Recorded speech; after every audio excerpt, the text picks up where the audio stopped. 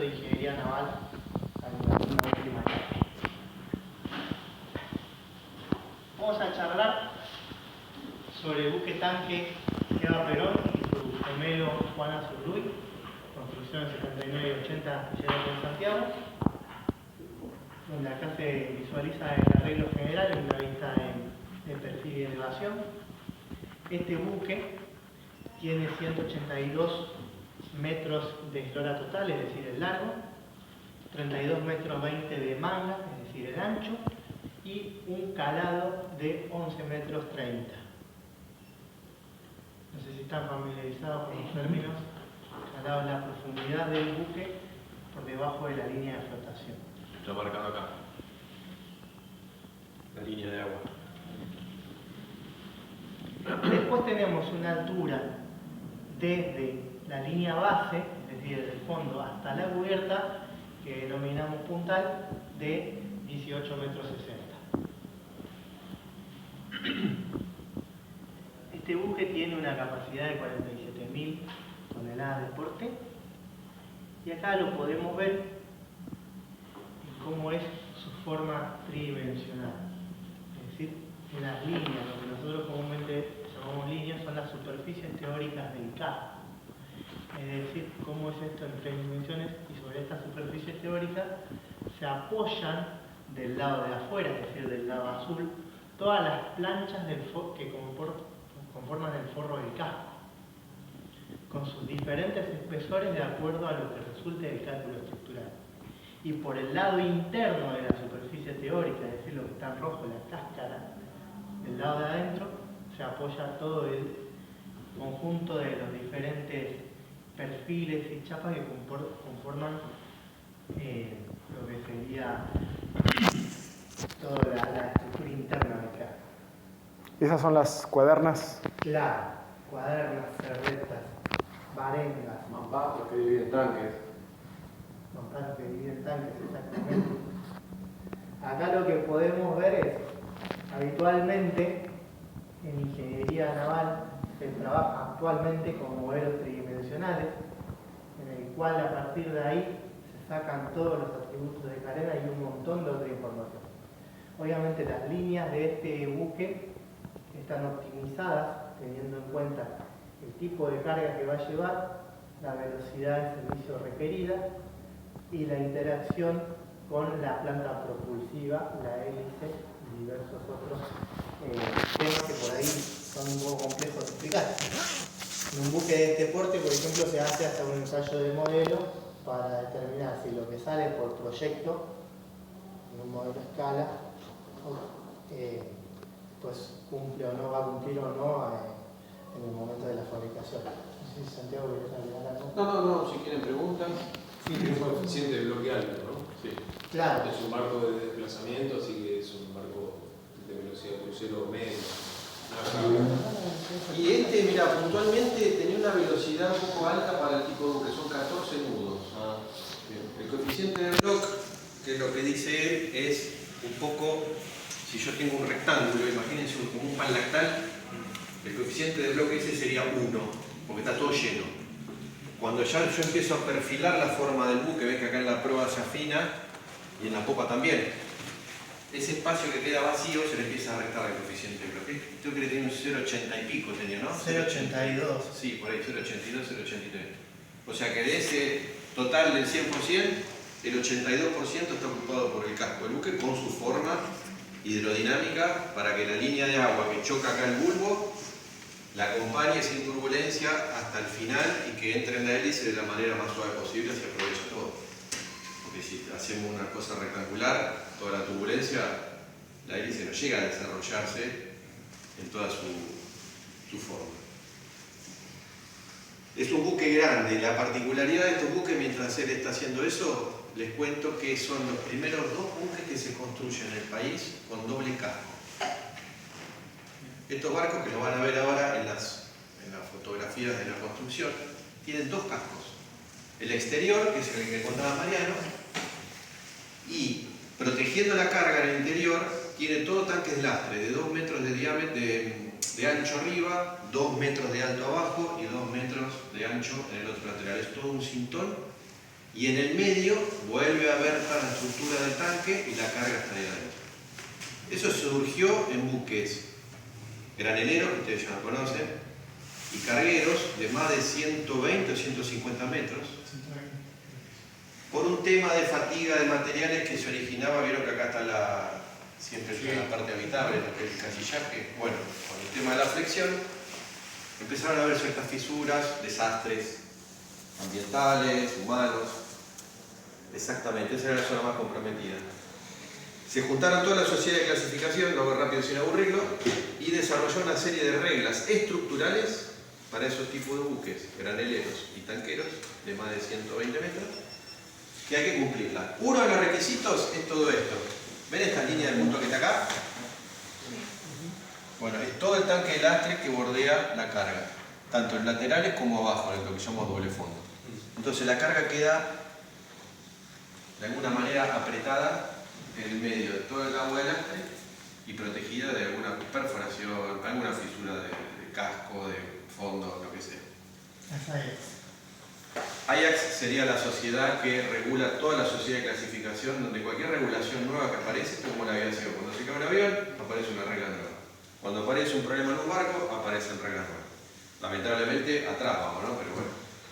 Y esta es una sociedad internacional que agrupa un montón de sociedades de clasificaciones como el Lloyd inglés, el NK japonés, el Norqueverista de Holanda, bueno, Buloverista francés.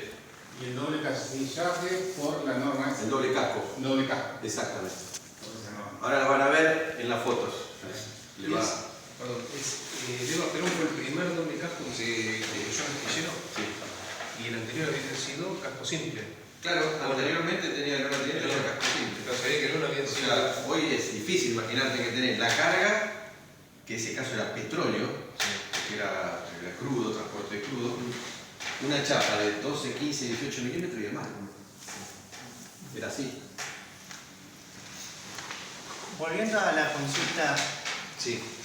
respecto a las características hidrostáticas del buque, nosotros vamos a tener, y ahora pasamos a aquella explicación, un cuerpo paralelo, que es en la zona de la sección media, no sé si se ubica en sección media, vamos a orientarnos. Nosotros tenemos la perpendicular de popa, que es el eje de giro de la pala del timón. La perpendicular de proa, que es la intersección entre la roda, que es este contorno, y la línea de flotación al calado de diseño. En este caso, en este caso es esta. Y después, la mitad de esa distancia que se define como altura entre perpendiculares se conoce como sección media. Y ustedes la van a ver en los planos marcada con un símbolo así. En el casco está marcado una marquita que se llama marca de Plimsoll.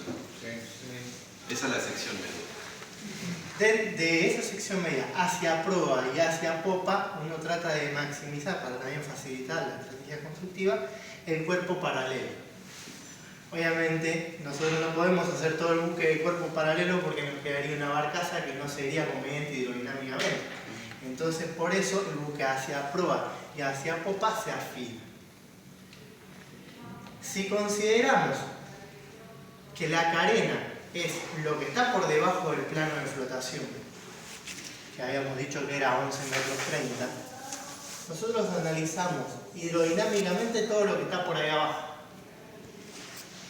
Y si lo englobamos en una caja teórica de dimensiones eslora, manga y puntal, y englobamos eso que tenemos ahí, esa superficie que está ahí, y generamos esta división, es decir, el volumen de la carena del buque dividido la eslora, la manga y el calado de esta caja que la engloba, obtenemos el coeficiente de Bloch.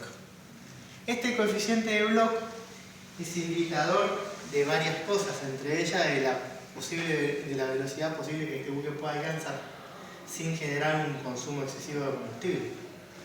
Yo también puedo llevar una barcaza a 14 nudos, pero ¿cuánta potencia tengo que emplear?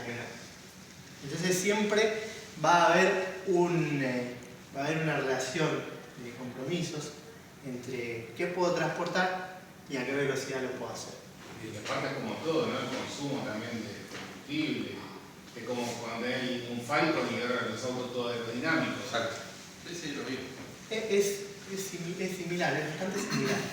Bueno, dentro de lo que es esta presentación, para ya pasar a la otra, lo que podemos ver es, bien, nosotros el concepto del buque es tridimensional, pero en la fabricación, en definitiva, se trabaja con planos, con documentación en 2D. Y esto sería un plano de la proa y de la popa, de las formas. Este plano se lo denomina plano de líneas. Y lo que hace es ir intersectando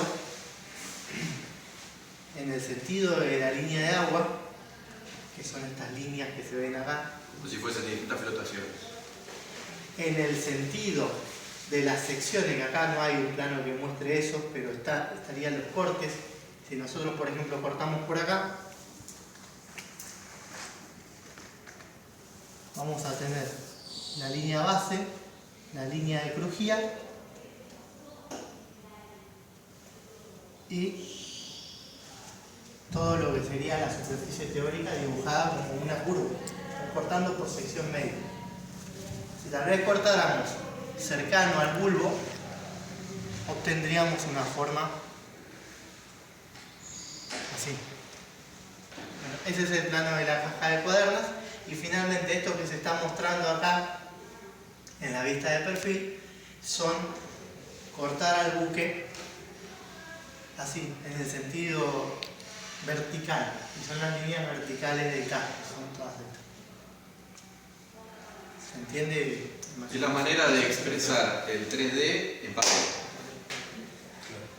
Esto después es muy utilizado porque acá antiguamente todo esto se trazaba a mano en la sala de Gáligos. Rotring, flexible. No, y después para construirlo. También. Había que ir a Gáligos a construir en escala las plantillas para después ir formando el barco en esa escala. Hoy en día ya, como tenemos sistemas que integran todo, el corte, lo que se corte ya sale con esa forma. Bien. ¿Preguntas?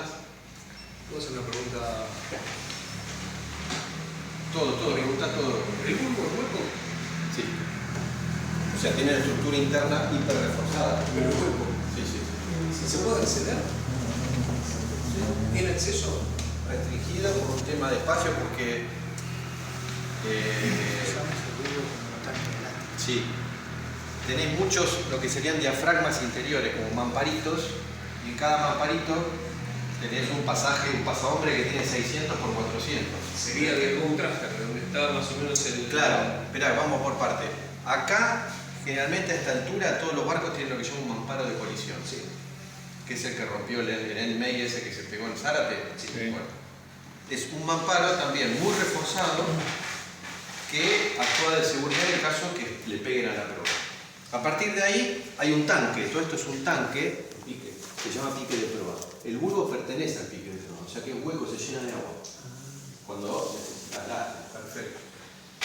Hasta ahí, tema bulbo, pique de proa.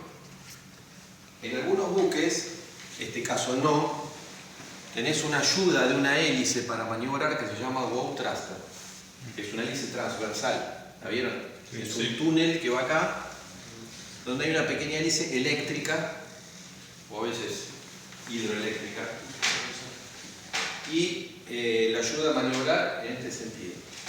Eso tiene que estar por afuera de todo lo que es un tanque, porque tiene que tener un acceso, no puede haber ningún tipo de acceso de agua, porque tenés un motor, tenés un eje. Entonces, algunos barcos tienen un thruster en esa zona. A popa del Exacto. pique. A popa, un poquito más a popa. Si este Un buque, mamparo de colisión sería. si este buque tuviese que tener bow thruster, seguramente estaría instalado por acá. Por ahí, Exacto, claro. Bien. Y algunos buques no tienen bulbo. Algunos buques son planos. O sea, esta recta que ven acá, baja. Una cuestión de diseño. En este caso sí tenemos un flor de bulbo que nos costó un montón conformar. Porque lo que decía Mariano, no es poca cosa. Uno puede tener el modelo en 3D mejor del mundo y diseñado con una eficiencia del 101%. ¿Cómo lo llevas a una superficie, a una chapa desarrollable de 12 metros por 2,5? ¿Cómo la vas conformando? Es dificilísimo. Entonces, el compromiso que también hablaba él es que vos tenés que llevar a ciertas formas a que después se pueda doblar, se pueda formar, se pueda soldar. Puede entrar una persona a soldar un refuerzo en alguna parte donde la chapa está muy doblada, si no eso lo tenés que modificar y se modifica la línea de buque. O sea, es un ida y vuelta que no solamente la teoría hay que tenerla en cuenta para la eficiencia de carga, de combustible, sino después que hay que hacerlo eso, que es lo que vamos a ver ahora. ¿Puedo hacer una aclaración? Sí, como no. Nosotros comprobamos dos grupos. Sí. Uno tiene que ver con la revisión a fondo de los buques y otro tiene que ver con la medición. Por ahí las preguntas van a ser surtidas. Lo del bulbo justamente es, pensando mal, si el hueco se puede llegar a esconder algo, si se puede acceder para la revisión. ¿Y qué consiste la revisión y la medición? Revisión es una tarea de control del medio de transporte y medición hacemos tareas de determinación de cargas a granel. Generalmente método de draft survey para lo que es sólido y líquido por sondaje de tanques. Está bien. Por eso eran las preguntas de ACF y MTC. Hay contaminaciones más o menos de 50 kilos de cocaína que van en el book Thruster. Se meten ahí. ¿Y acá no? Ya me estoy metiendo Y en ahí, la zona de la mecha del timón, ¿no? ahí si debe haber, por ahí lo deben bajar antes de llegar a puerto. No lo han detectado en ese lugar. Pero ahí en el book Thruster Sí, en el Thruster puedes entrar, si no está lleno de agua. Es más, lo encontraron uno en Bélgica porque el que fue a rescatar se fue con un equipo de buzos estos portátiles, sí, y se quedó sin aire y salió flotando. Entonces dijeron dónde apareció, fueron, vieron y encontraron todavía adentro. Acá ha habido casos donde vino gente. Ah, sí, En la zona de popa, porque es una zona donde el agua no llega, no sé que haya tormenta bola, y es una zona media gris. Esa. Hemos visto los casos estos de que vienen de África, Claro. que se meten ahí. Sí. Bueno, está buena la aclaración igual para saber. Porque por ahí las preguntas, cuando vayamos al buque, no se va a poder bajar, pero por lo menos ver el lugar y que se haga afuera.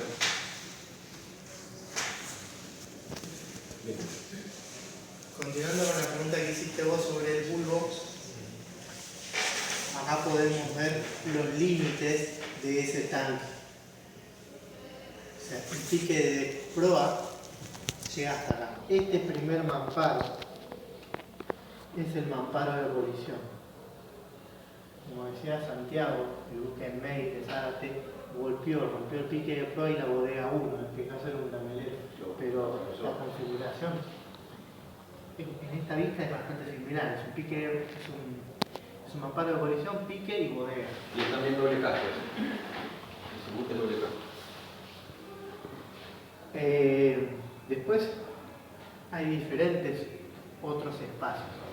Básicamente esto, al ser un buque de transporte de carga líquida a granel, el tipo productos derivados del petróleo, porque esto es un product carrier, no puede esto transportar petróleo crudo, sus tanques no están calefaccionados. Todo lo que es el espacio de carga vas a tener tanques de combustible y los tanques de lastre, que se van a utilizar cuando el buque vaya liviano para favorecer la inmersión de la proa, de la hélice y poder tener gobernabilidad del buque. Si el buque está vacío de carga y vacío de lastre, no se puede navegar. Es como una gajara de inmersión. Te hago una preguntita respecto de los tanques de lastre, que algunos, si tiene es una cuestión de diseño o le da alguna especificidad particular, que algunos tienen, digamos, el topside separado del tanque de lastre lateral y algunos lo tienen completo, digamos. Eso es un tema de ubicar. Eso es un tema de graneleros. Si el buque tiene doble casco, tienen que estar unidos. Imagino yo, así, primera. En algunos de los que hemos hecho draft tienen el topside, digamos. Claro, porque no son doble casco. Vos tenés en algún momento la carga en contacto prácticamente con el agua separada por la chapa. en el medio, de la altura del tanque. Digamos. Nosotros hemos construido Exacto. Ahora te lo voy a dibujar. 5 buques de transporte de granos, cuya sección típica es una cosa así. Exacto. Donde vos llevas el producto, ahí. El grano estaría en el medio, ¿lo ven? En la pared del medio tenemos tanques de agua de lastre inferiores y el topside que dice agua de lastre acá, en esta parte. Por lo general son inclinados porque van copiando la forma de cómo se apila el grano. Es para un tema, porque el grano en definitiva en algunas partes, si vos no tenés esto, se empieza a mover en la bodega y provoca afectación a la estabilidad del buque. Entonces para eso se generan estos tanques en forma triangular, si uno lo ve desde el punto de vista, si uno corta el buque por la mitad. La otra configuración, que no es el caso, no hemos hecho nosotros buques de ese tipo, es cuando esto está vinculado a través de un doble casco, es decir, el casco externo y un casco interno. Seguramente tu pregunta apunta a esto. A veces esto se comunica con esto otro, porque esa es la configuración, es un granelero de doble casco. Si son buques viejos me refiero 20, 25 años, esto no lo vas a ver. Vas a ver los tanques separados. Ok. Si son buques nuevos y son más de 100 metros y tienen que cumplir con la regla de la IAX de doble casco, deberían ser así la sección. Lástima no tenemos la bueno, igual vamos a ver. Claro. Cuando hablas nuevo, ¿cuántos años más o menos? ¿10 años? Menos más, sí, 15 años. Sí, más o menos. Sí, para ver más o menos cuando subís la... Son barcos muy grandes, son barcos de 150, 200, 200 y pico de metros. Y la mayoría de los que estamos atendiendo van de 180 a 240. Si ese barco, por ejemplo, desde el 2010, vamos a poner para acá, es muy probable que sea un doble cable. Bien, entonces seguimos. La carga, por lo general, del mamparo de lo que es mamparo de la superestructura hacia adelante hasta el pique de proa es carga. Ahí van a encontrar solamente tanque de carga o bodega de carga y agua de lastre. Cercano a la sala de máquinas generalmente están los tanques de consumo propio de combustible, porque toma de sus propios tanques. En este caso el buque tiene diésel oil y diésel oil de bajo azufre. La sala de máquinas con muchos tanques más chicos, que no tienen que inspeccionar eso, se van a encontrar una gran cantidad de tanques distribuidos por lo que es el doble fondo de la sala de máquinas y en algunos otros puntos en las cercanías de diversas cosas. Aceite lubricante, aceite sucio, diferentes aceites si es que el generador usa un aceite distinto, por ejemplo el motor principal, agua de caldera. La parte de los tanques de combustible de consumo propio que tiene el barco, que son los de fuel oil y los de diésel,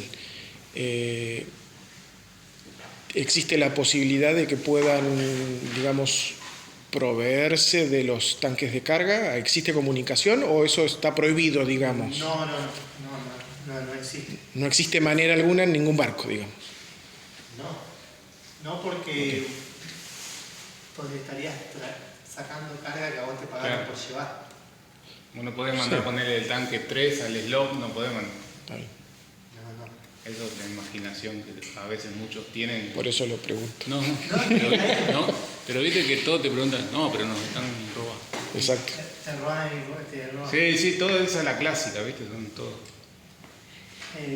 Bueno, salvo que haya alguna maniobra de válvula. No, que lo haya hecho. Pero en el diseño no hay una comunicación entre los tanques de carga y los, digamos, tanques de consumo propio. Perdón, justo no me acompañaron por ir a bordo. ¿Sí? Él pregunta si existe la posibilidad de trasvasar de algún tanque de cargamento a los tanques de diésel propio del buque. No, porque esto lo paga alguien. Claro. Esto es el combustible que lo paga el Yo armador. le expliqué lo mismo, pero él me dice desde el punto de vista de la maniobra de las válvulas. Ah, bueno. No, yo en este caso, en este buque no. La maniobra de este buque es Todo lo que es el heavy fuel oil y el diésel, las tuberías directamente van a las bombas que están en sala de máquina. Okay. Lo que sí podés mezclar de alguna manera desde sala de máquina con esto que sería es el corazón del buque, que es el manifold central, es lastre y gas inerte. Okay. Eso es otro tema. Claro, el gas inerte para el caso que inertizan las... Va descargando, vas inertizando el tanque para que no haya oxígeno. No se genera una atmósfera explosiva. Claro. Y sobre todo es muy fundamental en este tipo de buques porque como transportan productos livianos, Claro, la volatilidad de eso genera enseguida atmósfera explosiva. Es peor que si uno llevara petróleo. Pero bueno, no estaría preparado de diseño, vamos a decirlo así. Okay. Claro, porque nosotros lo preguntamos más que nada porque en la institución el imaginario colectivo es que todos te sacan de los tanques para llenar los slots o los tanques de... Pero le decís, no, mirá, no se puede, pero Lo que bueno. pasa que depende, si es un petrolero, olvidate, porque no lo podés bombear, tenés que calentarlo para bombear. Si es este tipo de buque, debería tener la casualidad de que una de estas segregaciones, que son 14 las que podés llevar, no, 12 que podés llevar acá, sea el mismo diésel que te especifica el motor principal, ¿viste? Medio rata, me parece. Puede pasar, ¿eh? Sí, no. Pero si llevas combustible, nafta no te sirve, si llevas aceite vegetal no te sirve, si llevas aceite hidráulico no te sirve, si llevas diésel pesado, no sé. Pero ahora los motores, por más que sean, este es un motor de casi 10.000 caballos, necesitan los combustibles de bajo azufre, o sea, con una serie de especificaciones que puede ser que lo traslade como transporte, Pero físicamente no sería posible. de diseño no. Las maniobras que pueden hacer después a bordo, uno ve que hace cualquier cosa, puede ser. Bueno, después el concepto de diseño de este buque, como yo le decía, carga, consumo propio del motor diésel de 2 tiempos acoplado a una línea F sin caja reductora, la hélice y el timón que forma todo lo que es el aparato propulsivo y de gobierno. Parada de la superestructura por un tema de evitar la transmisión de ruidos y vibraciones a la zona habitable del buque, bote salvavidas y diversos otros elementos de salvamento. Conecta también con infinidades de dispositivos que eviten el incendio a bordo. Sobre lo que es la disposición del buque, ¿tiene alguna otra pregunta?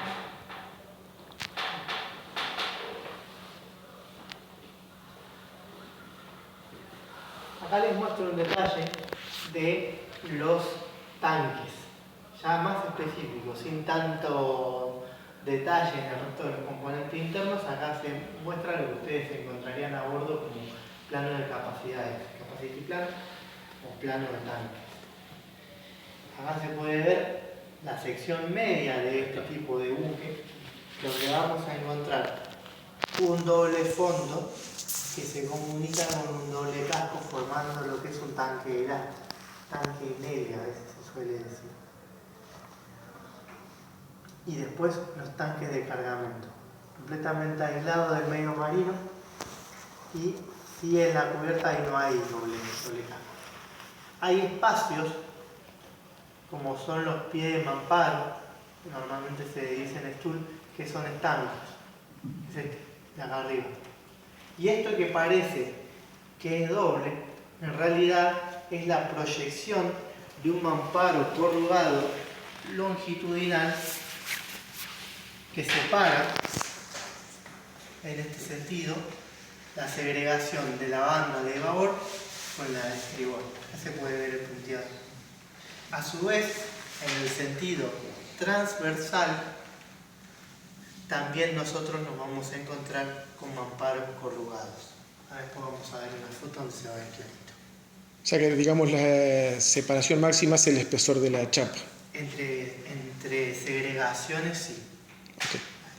Tanto en el sentido de la manga como en el sentido del eslora. Sí. Okay.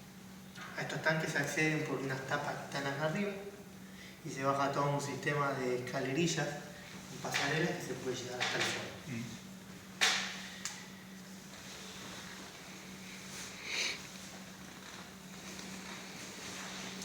10 minutos antes vamos a avisarle a Mariana. Sí, ya está ahí tanto, ¿no? Sí, ya la avisé. Pero, ¿ustedes tienen algún tema horario? Nos dijeron hasta las 13. Sí, nosotros lo podemos atender hasta. Porque la visita a bordo va a ser, se van a entusiasmar. Seguramente. Sí, ya la conocen las visitas a bordo. Tenemos que ir No, dosificando. pero tenemos todavía tiempo, Bien. Cercano a la perpendicular de popa, a la perpendicular de proa y a la sección media, están las marcas de calado que ustedes usan para el draft survey.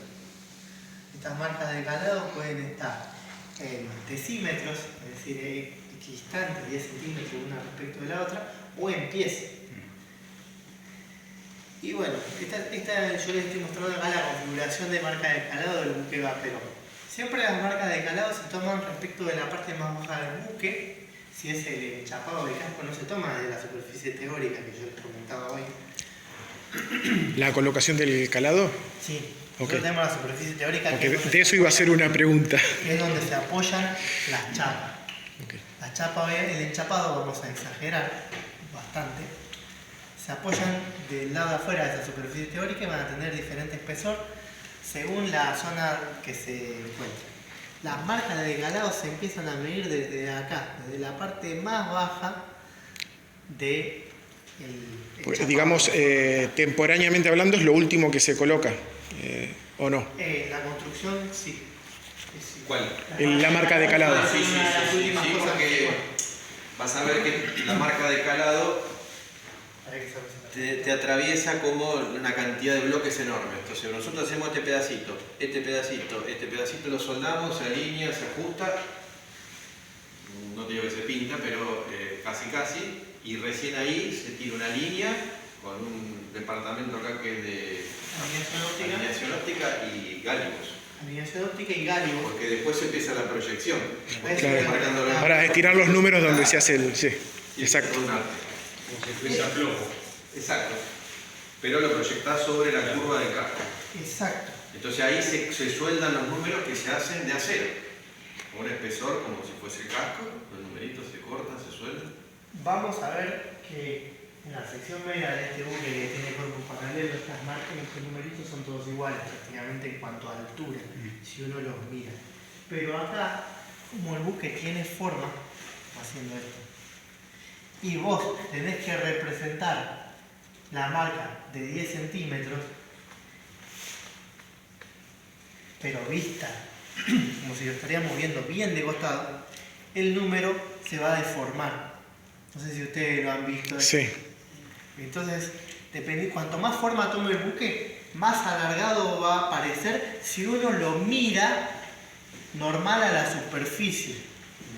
Pero la forma correcta de visualizar un calado es mirarlo paralelo a la flotación. Entonces ahí sí lo ves de 10 centímetros. Okay. Disculpame.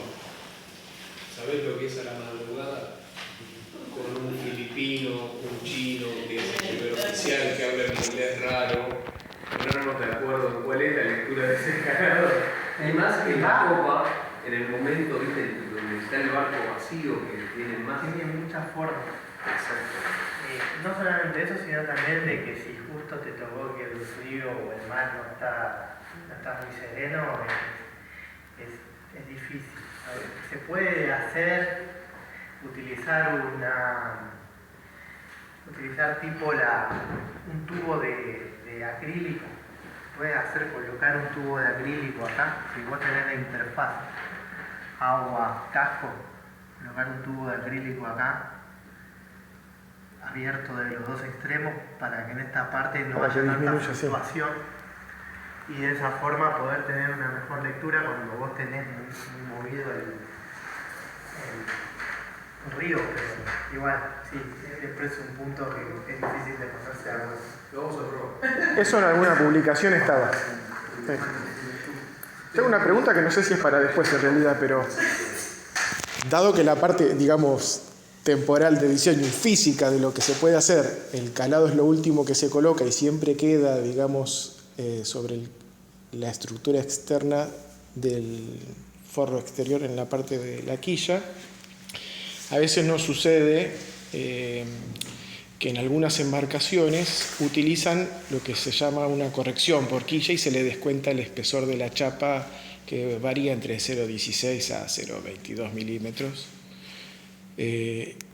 ¿Alguna explicación que podamos tener de eso? Lo que ese astillero constructor tomó las marcas de calado respecto a la superficie teórica que yo expliqué al principio. 0,22 milímetros. Sí, en algunos sí. ¿Para qué es lora? ¿Para qué Y más de 200 puede ser. 22 milímetros. Sí, 22 milímetros. 22 milímetros De 16 a 22 milímetros. y alguna otra más. Y da la sensación que les descuentan el espesor de la chapa del fondo. Sí. Exacto. Es como si se hubiese tomado el calado respecto de la superficie teórica. Claro. Exacto. No, eso calculo yo que debe ser de... Es mitad y mitad hoy, Pero en vos los barcos pensá que esto, estamos atendiendo. Vos pensá esto. Vos construís el barco, ¿no? Una prueba sencilla. Acá tenés el espesor de la chapa de fondo. Cuando vos soldás, ya esto no lo ves. ¿Me entendés? Porque tenés el forro exterior. ¿Cómo hace el tipo para después poner los números si este punto no lo ve? ¿Por qué te la hace descontar? ¿Entendés lo que te digo? La corrección se hace cuando uno entra a la tabla hidrostática. Es decir, a partir del calado medio de los... Para calcular el desplazamiento y los demás. Hay que descontar el espesor de chapa para obtener el calado medio de los medios y recién ahí entrar al desplazamiento del buque en tabla. Eso es distinto. Y ahora te voy a explicar por qué. Porque nosotros cuando trabajamos con esta superficie teórica, nosotros generalmente todos los cálculos de arquitectura naval para las hidrostáticas se hacen con esta superficie teórica y se utiliza el espesor promedio del casco para incrementar el desplazamiento. Porque si uno se pone a ver en un buque de estas características, de esos 10, 20 milímetros del forro del casco por toda esta área, es un montón de volumen, es decir, un montón de desplazamiento. Pero se trabaja con la superficie teórica. Depende quién haga las tablas. A veces esas tablas van a estar referenciadas con respecto al calado tomado de la superficie teórica, o algunos ya también en la tabla incluyen el espesor.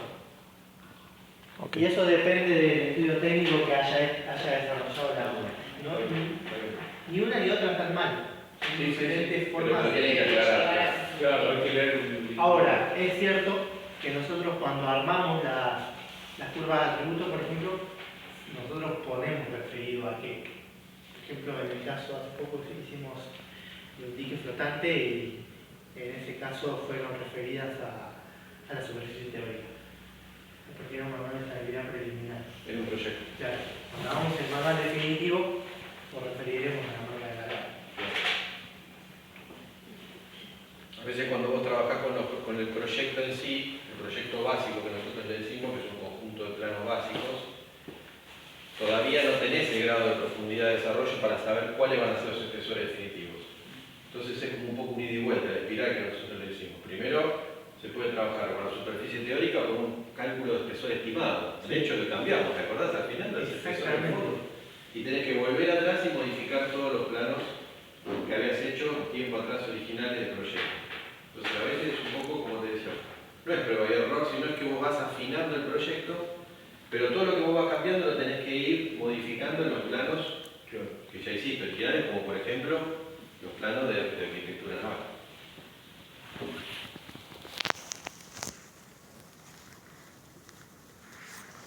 Un centímetro de tipo buque, un TPC por ir ronda los 42, 45 toneladas, depende del lugar. Es decir, ese centímetro de ajuste son 40 y algo de toneladas, si son 22 centímetros es el doble. Sí.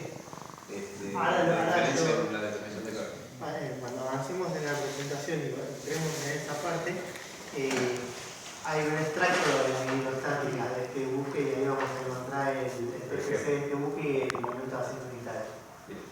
Bien, esto es un poco cómo trabajamos nosotros cuando hacemos el diseño de un buque. Nosotros hacemos el diseño del buque en función de una maqueta virtual tridimensional, y en este caso yo te estoy mostrando el motor principal del buque, que como decía Santiago son 9.960 kilowatts. 6 kilowatts. De potencia instalada, que van directo al eje y ese eje directo a la hélice. Para que se den una idea, estamos viendo un pedacito de la sala de máquinas. Esto es el doble casco. Esto que está marrón acá sería la chapa de forro, lo de afuera del buque. Y tenemos una personita parada en el doble casco, a proa todo lo que es el sistema de bombeo de agua de lastre, agua de mar. Y el motor, al ser tan grande, tiene distintas plataformas. Yo estimo que si han entrado a una sala de máquina un buque de este tipo, he visto las dimensiones. Todo lo hacemos acá, lo integramos diferentes sectores de la oficina, somos como 17 sectores. Sí, 72 personas. Un plantel de 72 personas vuelcan la información acá, cada uno en sus áreas, tuberías, equipos, estructura, alistamiento, electricidad. Primero arrancan ustedes con proyecto básico, marcando las líneas. Después estructura lo va vistiendo con los cálculos estructurales que lo respaldan, ¿no? Después alistamiento tenés varias partes.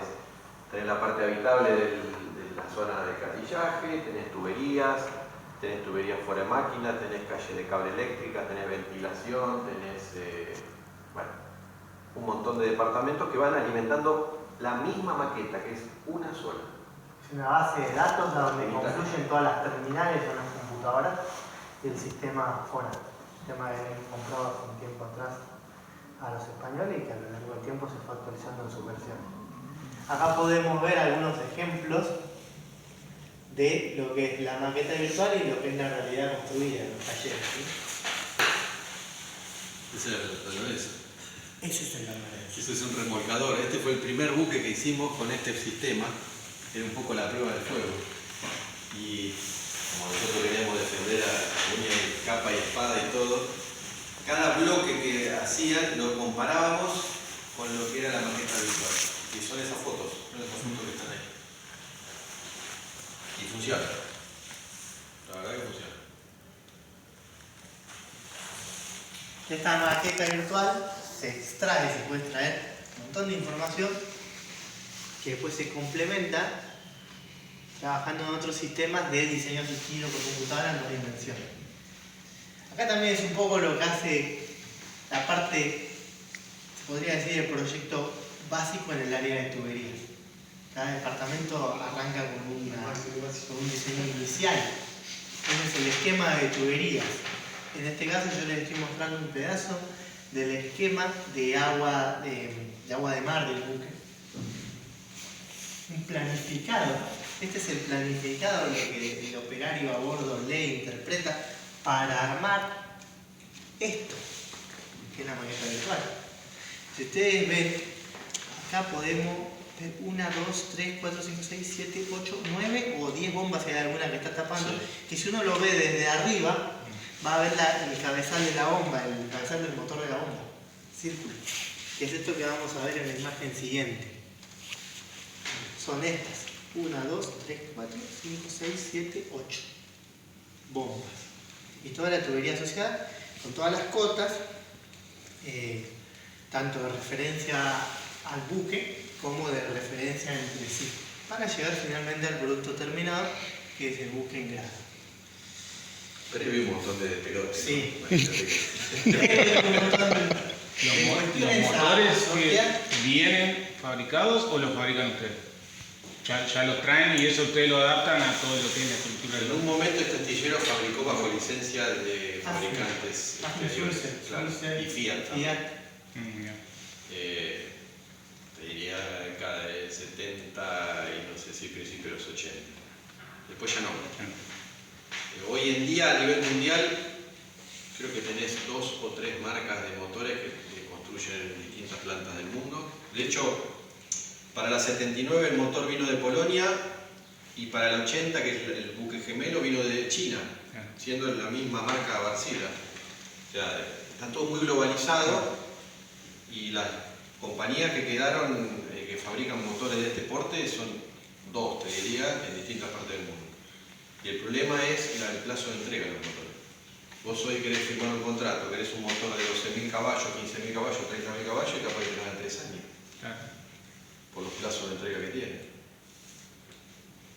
Y ahora empezaron la prueba con los motores eléctricos, ¿no? Por lo que vi que hicieron un containero con un motor eléctrico. Claro, en realidad ¿O cómo es eso? la tecnología que se viene usando es generadores diésel que alimentan un tablero y ese tablero alimenta, el diésel por ejemplo es así, que es un motor eléctrico muy grande que puede tener 2 o 3 y ese motor eléctrico hace girar la línea de eje y la hélice. Lo que tiene hay que ver un poco si conviene o si no. Claro. En el caso del Irizar conviene porque necesita una maniobrabilidad muy controlada. Que en un caso de un motor diésel así como es directo, este piñón fijo arranca y patea la hélice. Cuando tiene que montar un hielo no le conviene, tiene que ir muy despacio. Entonces el motor eléctrico le da esa graduación de potencia que es mucho más sensible que un motor diésel. Y también hacer un buque de investigación científica a veces es necesario que no haya tanto ruido. Exacto. Claro. Los oceanográficos también son motores eléctricos, pero ese motor eléctrico tiene que estar asistido por un generador. Seguro. También es diésel, en definitiva. Sí. Terminás usando motores diésel a bordo. Sí, son como los autos que vienen. Igual, es híbrido. Claro. Híbrido. Sí. Bien. Estamos ahora, hablamos ya de lo que serían máquinas, tuberías, estamos un poco ahora en lo que es el diseño estructural. La oficina hace todos los diseños estructurales, diseñando el buque en base a las normativas internacionales y a la sociedad de clasificación que el armador eligió para la construcción. Se hacen infinidad de cálculos, yo acá he puesto 2 fotografías de diseño por elementos finitos que también hacemos nosotros, que es una verificación estructural de diferentes componentes, simulando la carga que ese componente tendría. Hay muchísimo, la verdad, hay muchísimo trabajo para llegar finalmente a lo que es una distribución de los bloques del buque que va a ser en función de la capacidad, es decir, armamos el buque sobre una grada como si fuese un rastro, un Lego.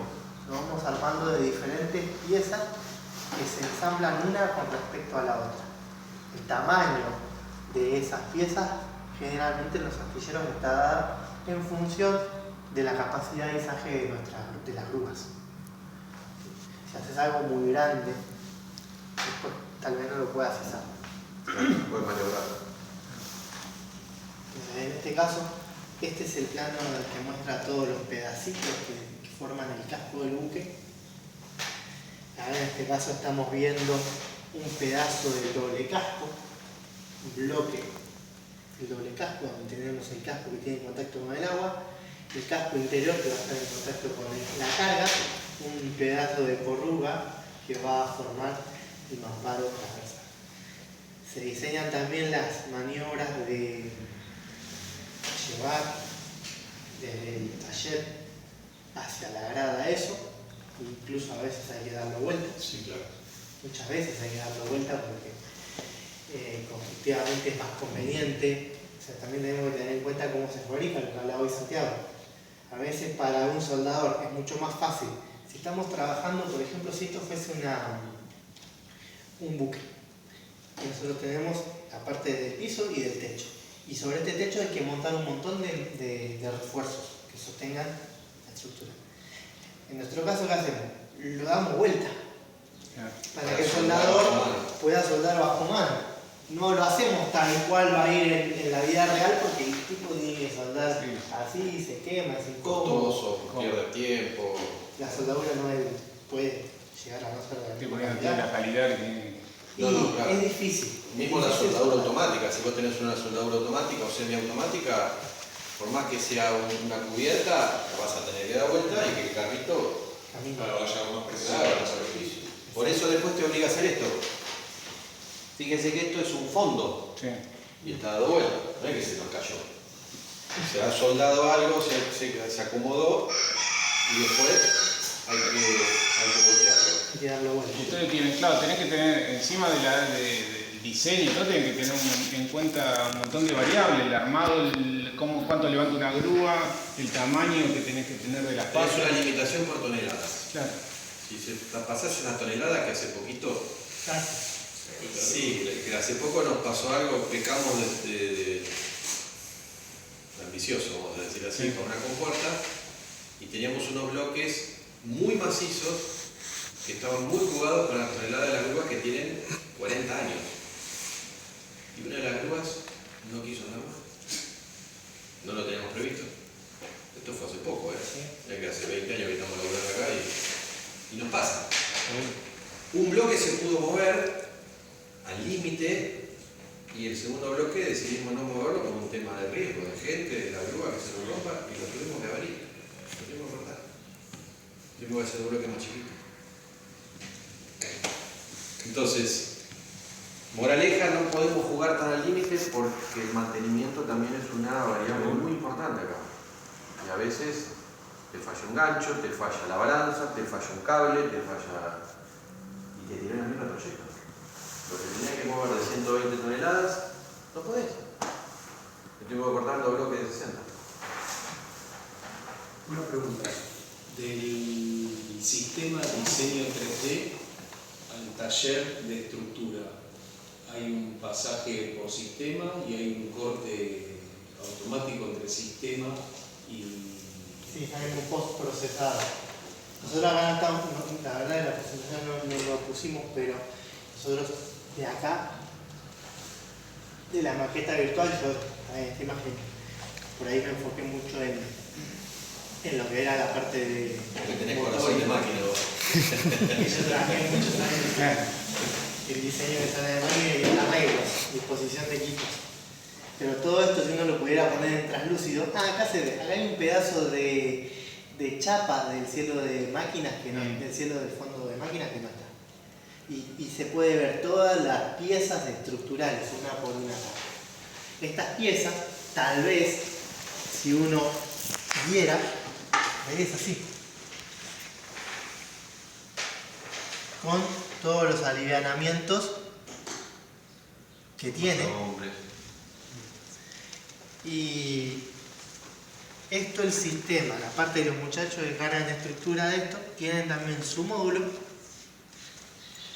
que permite sacar el dibujo, pasar del 3D al 2D, pero también pasar del 3D a un archivo log que lo lee la máquina automáticamente. La máquina de oxicorte Mesa que tenemos nosotros lo lee a esto, que es un control numérico computarizado en definitiva. Es una serie, ahí ya no ves un plano, ves un conjunto de indicaciones de por dónde tiene que caminar el pico del oxicorte sobre una chapa para cortar de esta forma e incluso para marcar. A veces no es necesario que lo corte, pero te marca dónde va, pero te marca dónde va a ir otra pieza, lo cual ayuda un montón al momento de después tener que apoyar sobre esto. Yo tengo que apoyar esta otra. Claro. Bueno, yo ya tengo vamos a ahí ir a ver a la máquina que justo la están modernizando ahora. Yo hace muchos años estuve y me acuerdo de que había piezas que decía una codificación y la persona que me fue a ingresar me decía, bueno, pero esta codificación responde a una parte del buque, con lo cual hay un despiece monumental que esa pieza correspondía y después se vuelve a unir con los laterales, con los límites para el ensamble. Este es el primer código, es el número de bloque.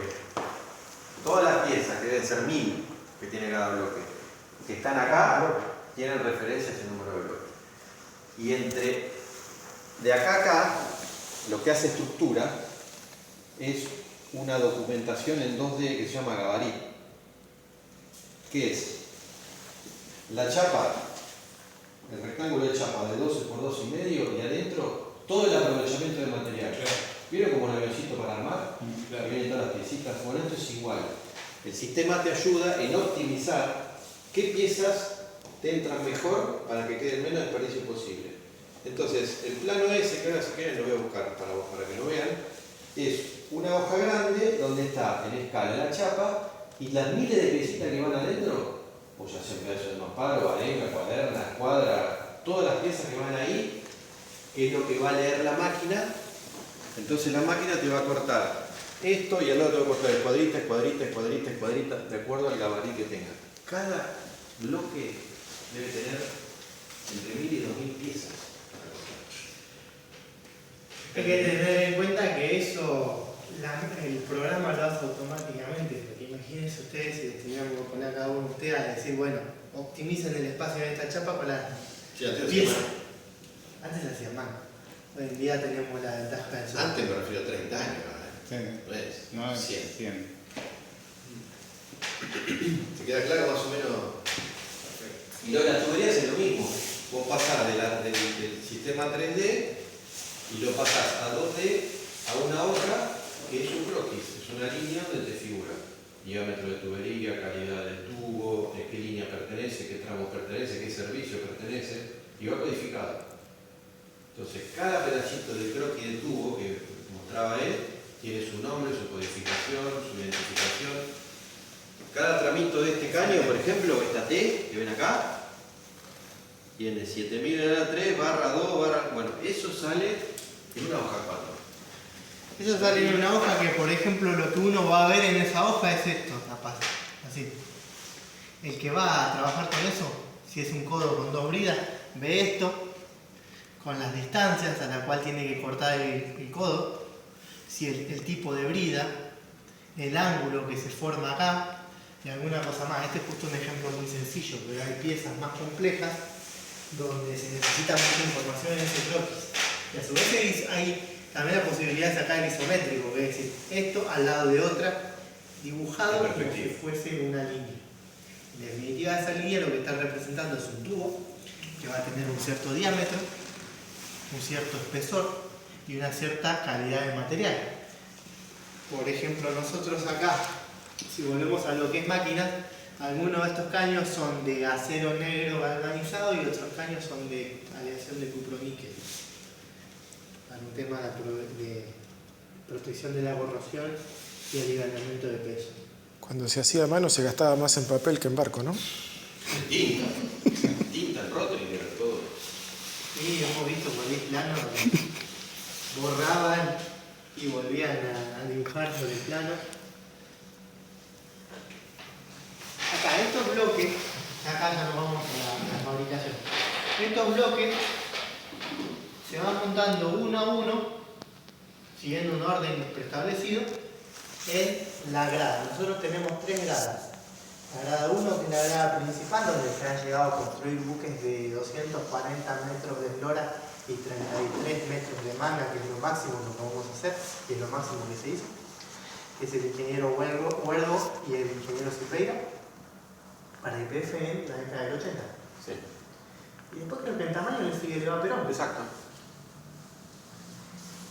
Están viéndose el tercer buque más grande que ha hecho este astillero. Esto justamente es una corruga de un mamparo longitudinal que divide las segregaciones de tanques. Y esto, que lo tienen ahí elevado de la grúa, pasa que no se ve la grúa, es... No, en realidad lo está teniendo esto, mira. Tenemos gente que... Eso es todo lo que no se debe hacer, pero bueno, te digo. Claro, lo están teniendo porque lo están por apoyar en estos tacos. Se preparan, algo están por hacer antes de montarlo en grado. Igual a los de abajo también le aguanta el casco. Sí, sí, claro, por eso lo sale. Pero ese ni siquiera acá. Acá tenemos la chapa del forro, del casco, que está en contacto con el agua, el doble fondo, y esto es todo agua de lastre. Acá estaría la carga. ¿Lo ven ahí el...? Sí, sí, clarito. Lo que sería el doble casco. Déjame sacar una foto. Algo similar a eso se le veía al Edmay que se chocó el brazo largo. Exacto, claro. Exacto. Sí, porque a nosotros nos pidieron cotizar. Y cuando pedimos tema estructural estaba comprometido. Pique de proa. Tanque doble fondo número 1. O sea, el tanque de doble fondo de abajo de la bodega. Se ve que había perforado hasta acá. Y la bodega 1. O sea, lo perforó. Lo abrió. O sea, estaba todo abierto. Sí, se va a quedar a vivir por un tiempo en Campana ese barco. Un ross. Avanzando con eso, todos esos pedazos de buque, bloques, hablando como corresponde, se van viendo uno con respecto al otro, alineados ópticamente, respetando tolerancias que son muy precisas. Ah, y ahí se ve la separación de la bodega. Claro, y acá lo que podemos ver es que ya han cerrado un tanque y acá están armando el otro tanque. Acá vemos la corruga en el sentido transversal y la corruga en el sentido longitudinal. Estos serían los tanques numerados, por ejemplo, este sería tanque 6, este sería tanque 5, estoy dando un ejemplo porque no estoy seguro, porque proa está para este lado. Boba. Está bajando acá. Ah, tenés razón. Esto es de popa y eso es proa. Es verdad, entonces sería este tanque 6 y este tanque 5, por ejemplo, donde nosotros tenemos la segregación que divide babor de estribor a través de esta corruga y las que dividen entre tanques esta otra corruga. ¿Lo ven? Sí. Y acá abajo se ve el doble fondo de agua de lastre, que se va a comunicar con el costado hasta arriba. Que en este caso este doble fondo tiene 2.200 metros 20 de alto. ¿Preguntas?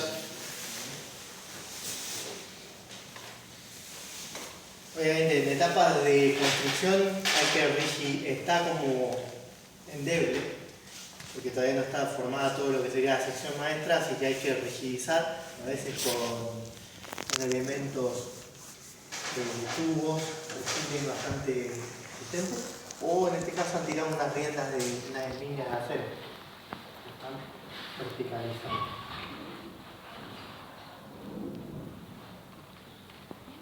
Pasamos a otra foto. Acá lo que podemos ver es el tanque de cargamento ya en una etapa un poco más avanzada, pero en la que todavía no le han cerrado la cubierta. Este es el fondo del tanque. Este es el mamparo longitudinal, el mamparo transversal. La corruga de la foto engaña, pero acá venimos así y así. Y acá arriba la cubierta principal que todavía no se ha cerrado. Esto después, como es un buque tanque, la cubierta va prácticamente cerrada, solamente se accede a lo que sería la bodega tanque por unas pequeñas bocas, a diferencia de lo que es un bull carrier, donde vos tenés ya tapas escotillas que por ahí si la bodega está vacía, lo ves así. En el caso de un buque tanque no, accede solamente por una tapa que tiene un corto de bola. ¿Y esa escalera queda? Estas escaleras quedan porque estas escaleras es todo el sistema que yo les contaba de escalerillas para acceder hasta abajo del fondo del tanque. Desde este punto hasta acá tenemos más o menos 16 metros. Lo van a ver, es una altura importante.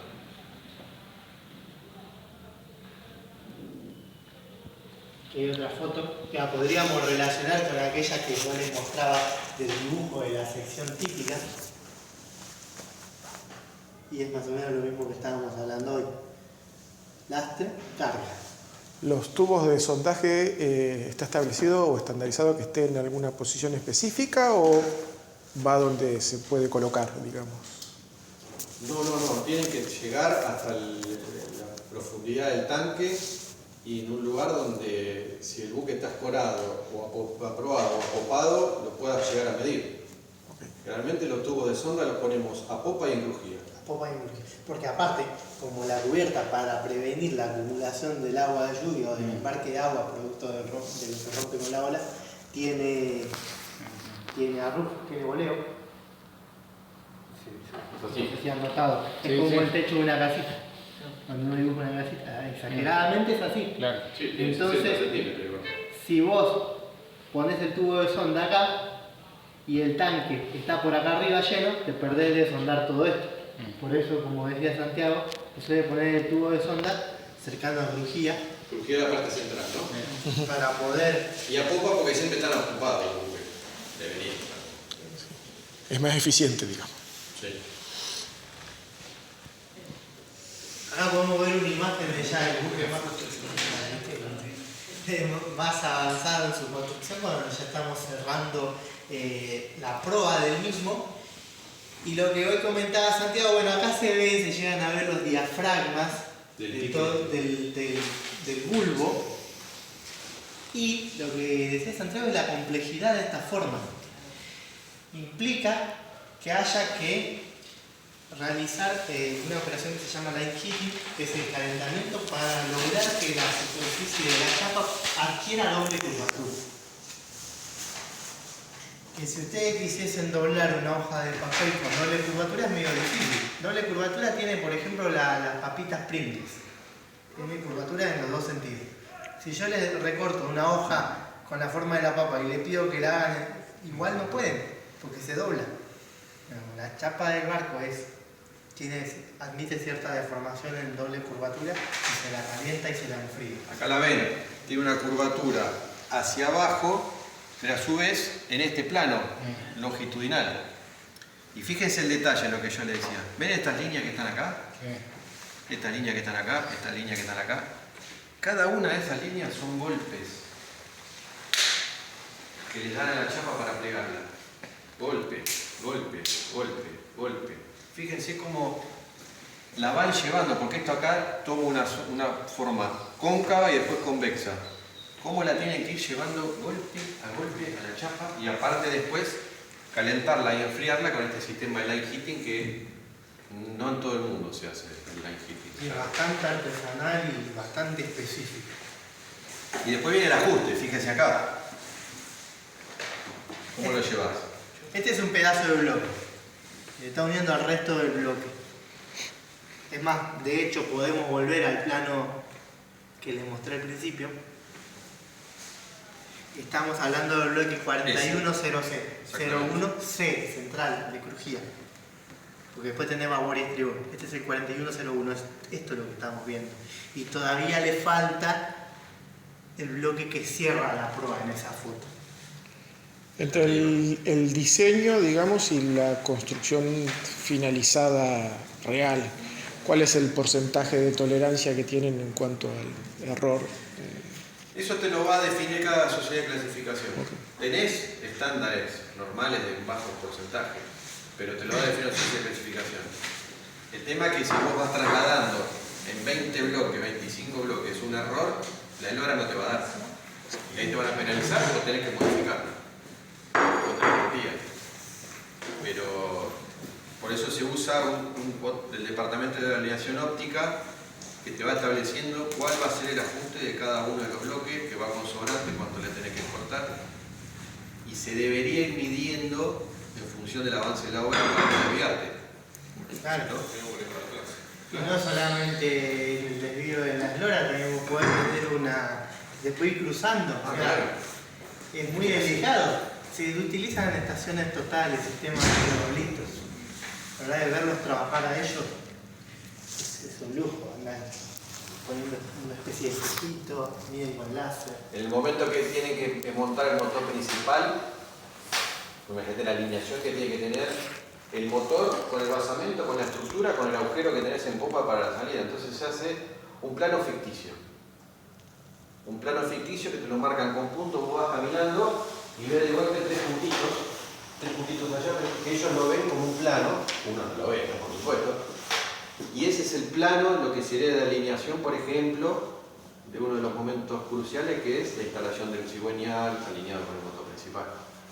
Son planos que te van tirando imaginarios o teóricos para que todo se ajuste a eso. Trabajan con láser, apoyan con... En algunos casos sí, o otros si no con instrumentos ópticos, como decía Mariana. Es total. Porque el eje tiene cierta inclinación para la salida por la bocina. Sí, claro.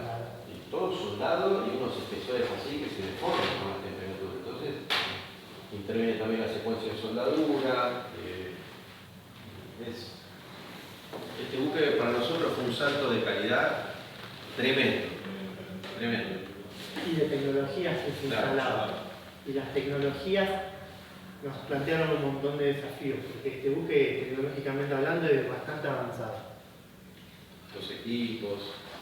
Hay una foto de la botadura. Bueno, nosotros construimos sobre un plano inclinado, con una inclinación aproximada de 3 grados. Que es la grada. Que es la grada. ¿Esto en qué año fue? 2012. Un segundito. Hay otros astilleros que construyen en dique seco, pero no es nuestro caso. Ahora va a ir la pregunta por qué no hay buques acá, que la vamos a hablar después. Esto lo pueden ver en YouTube. Sí. Y más, la podemos poner. Si tenemos red, podemos... Sí, claro, tenemos. Permiso, Lo saco 2 minutos para... ¿Vieron alguna botadora alguna vez? La de Viva Pero. ¿En vivo? ¿Viniste? ¿Quién vino? Él. Ah. Me invitó Juan Domiñán. Ah, Viriaco, ya no está más. Jubilado. Sí. En YouTube hay varios. Y están los que hacen los chinos también, que encallan los barcos, los hindúes que encallan los barcos en la costa y después los cortan. Ah, sí, ese sería el caso. Pues ese sería el final del ciclo de vida del buque que van a scrap. Sí. Bueno, esta es una vista desde popa. Este es. No sé cuánto dura. 1 minuto 58, pero está... A mí se pone la piel de gallina nomás. Esto es todo por caída libre. El buque va sobre una guía de madera que tiene la grada que son fijas y el buque tiene la contraguía que es móvil, está asociada al buque. Se coloca grasa en el medio y un montón de sistema de fijación que previo a la botadura, que fue el 12 de julio, ya se van sacando esas cosas. Llega un momento que el buque tiene que dar algo así. No hay una siguiente, no hay vuelta atrás. Acá tenés que tener la particularidad de que agarra velocidad y en algún momento hay que frenarlo. Elevar las anclas. Y se tira la Buena sal. afirmación. Entonces hay que tener en cuenta la altura del río. Era una botadura muy grande para la grada, por el peso del buque, que son casi 9.000 y pico de toneladas.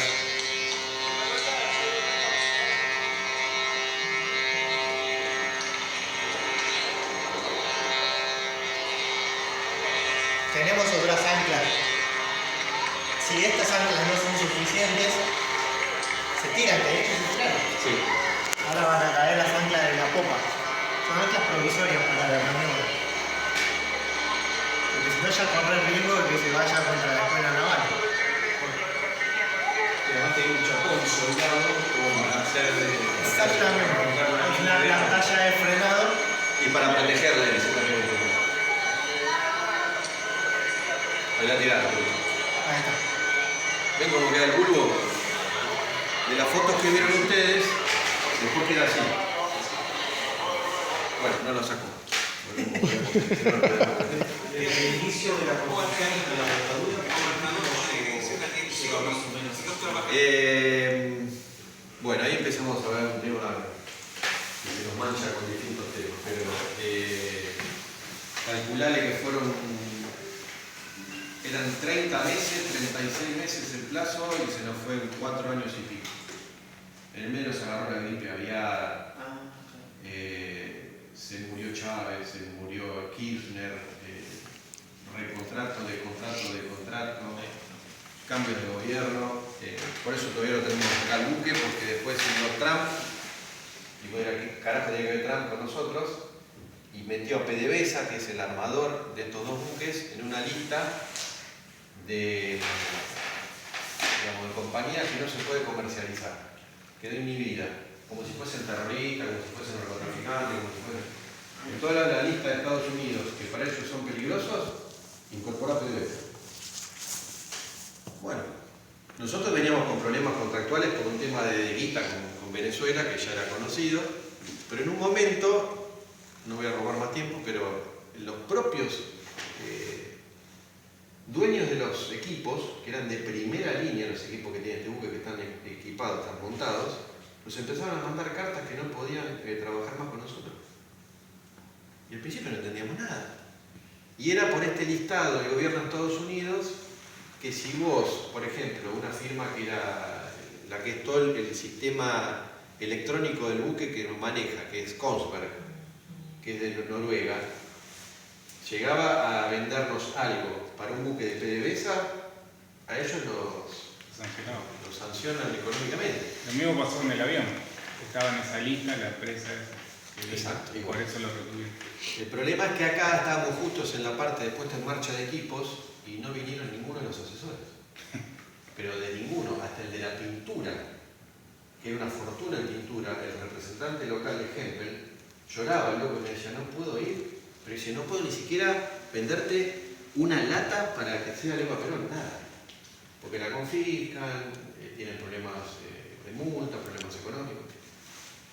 Todavía, 10 años después, el buque está terminado, 60 millones de dólares, lo tenemos que poner en marcha cada 40 días, absolutamente operable, está parado. Es lo que van a ver ahora. Bien. Volviendo a las cuestiones de los tanques, acá hay una foto donde se puede ver el interior de un tanque de lastre. En este caso estamos viendo el ingreso. La foto estamos viendo, está sacada desde abajo, y esta boca que se ve acá es una boca que está encubierta, y este es el interior del tanque de lastre. Tanque que lleva una pintura especial para protegerlo de la corrosión, lleva uno de sacrificio. No sé si vos querés agregar algo sobre eso. No, que también estas normas IACS, los Common Structural Rules para este tipo de buques, le pegó un salto muy grande de calidad y de mano de obra a la parte de pintura. Porque sacó una normativa que tiene que tener una protección superficial determinada, una pintura determinada, por lo menos para 15 años de protección que no haya corrosión. Que era por donde empezaba la fisura. Empezaba por ahí, por los tanques de lastre. Entonces para nosotros fue una novedad, una cosa muy nueva, tener que trabajar. Fíjense que acá ni siquiera parece que no está soldado. Bueno, cada cordón de soldadura había que pasar en la piedrita, cada ángulo había que matarlo a 2 milímetros como mínimo.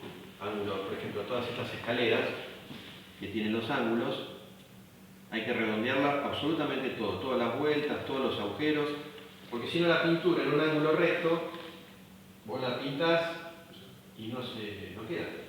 Si vos la redondeás, sí queda, te permite depositar. Bueno, entonces hemos tenido inspectores muy minuciosos y de a poco se fue levantando la calidad hasta llegar a la I-MOD 15, que es esa regla que nos permite amolar y reventar todos los bordes filosos. Fundamentalmente que como es un tema de tratamiento, de protección de superficie, no es un tema decorativo, sino que hay que cumplir con un espesor mínimo de pintura, que está indicado en los sistemas de pintura que surgen de toda esta normativa. Son epoxi de altos componentes sólidos que tienen que estar aprobados por la sociedad de clasificación que inspecciona el buque. Son distinta calidad de la que es del casco del forro exterior que la de... Y la de cargamento también, sí, son diferentes. Incluso si hay tanque de agua de consumo humano, agua potable, lleva una pintura diferente también que no desprenda nada que sea tóxico. Y del lado afuera del casco tenés pintura que puede llegar a ser tóxica, que es la pintura del antifouling, que está hecha especialmente para evitar las incrustaciones. Las cracas. Claro. Entonces va desprendiendo un compuesto a lo largo de su vida útil que evita que haya incrustaciones. Esta es una foto del tanque de cargamento terminado de Leva Perón. De vuelta, acá nosotros estamos viendo el tanque de cargamento en cercanías de esta zona.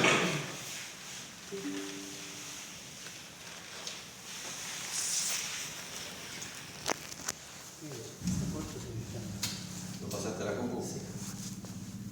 Estamos viendo la entrada a través de esa línea roja que marca ahí en la lista de sección media, que es por acá. Y ahí uno tiene todo el sistema de escalerillas y pasarelas para recorrer el tanque toda la vuelta o llegar al fondo. En el fondo, en este caso, y la foto esta no me permite ver que tengo una cercanía, encuentran lo que es la bomba de cargamento para la descarga de los tanques, que en este caso es a través del sistema FRAM. Y desde este sería el fondo, acá nomás, estaría por acá, pero la foto justo no llegó.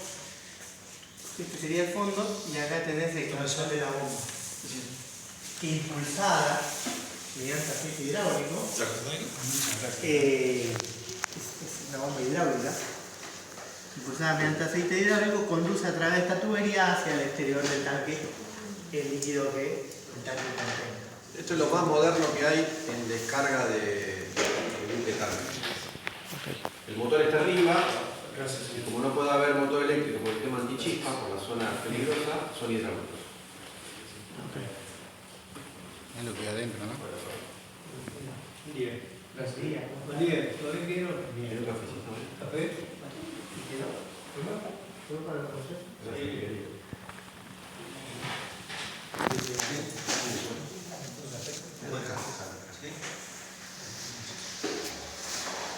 Gracias.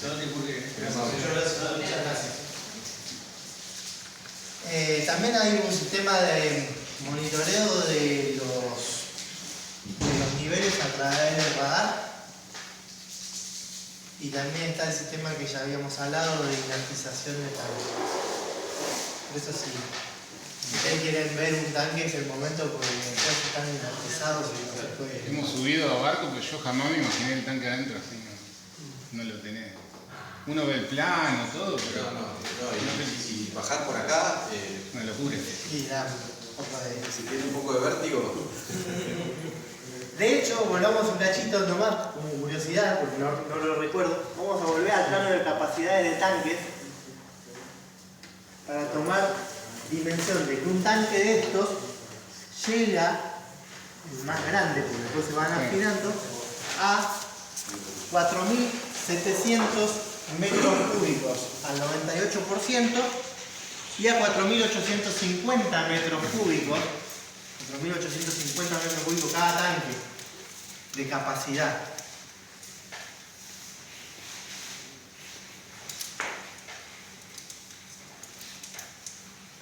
Y pensá que eso tenés 12 en este buque. Y 2 más de slot, que serían todos los barcos que van tirando cuando vayan. Volviendo ahora un poco a la documentación que una oficina técnica prepara, referida a lo que son los tanques de cargamento.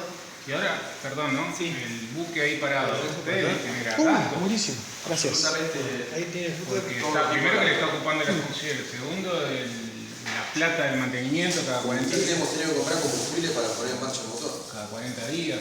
Sí, el aceite, y empezamos a tener problemas de comprar repuestos, porque hace poco quisieron mover la grúa al exterior y se había roto un retén. Y sí, está en la intemperie.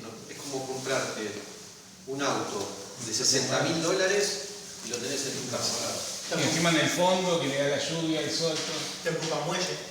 Y te quedas sin batería, la goma se pone cuadrada, no te arranca, empieza a entrar agua. No van a tener que donar.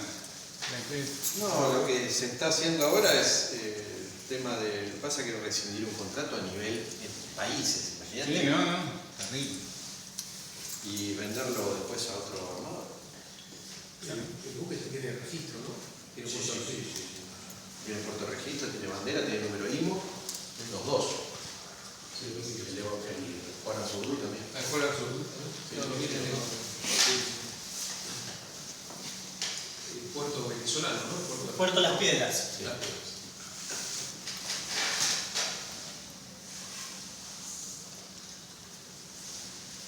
Volviendo a la documentación que se podrían llegar a encontrar a bordo de un buque, estas son las tablas de Dulage.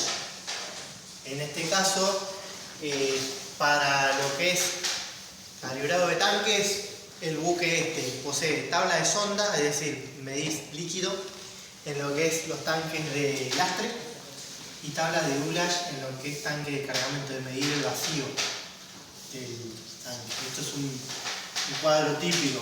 Obviamente, cuando hay 0 de Dulage, el tanque está al 100% y de ahí bajando. Claro, porque el Ulage es el vacío. Es el vacío, exactamente. ¿Cómo se hace el cálculo? ¿Por volumetría o por escalón de carga o vacío? ¿Se hace por llenado o por volumetría el cálculo? No entiendo qué sería El tanque. ¿Cómo se hace el cálculo? ¿Cómo se traduce la altura de Ulash a volumen? A través de las tablas. Nosotros vamos a tener... ¿La de la tabla es por volumetría?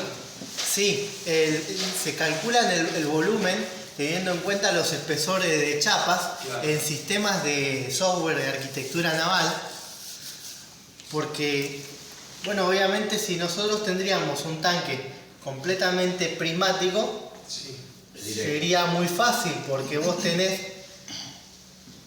el área del escaloncito, o sea, el área esta, entre marca y marca de sonda, ya sea que esté sondando líquido o que esté sondando el Ulash referido al cielo del tanque, sería lado al cuadrado por esta altura. Sí. Pero en un caso de un buque que tiene forma, a pesar de que estos tanques no tienen tanta forma, porque al ser de doble casco, bueno, pero tenés el canto. Sí, pero igual tenés el canto. Ahí hay programas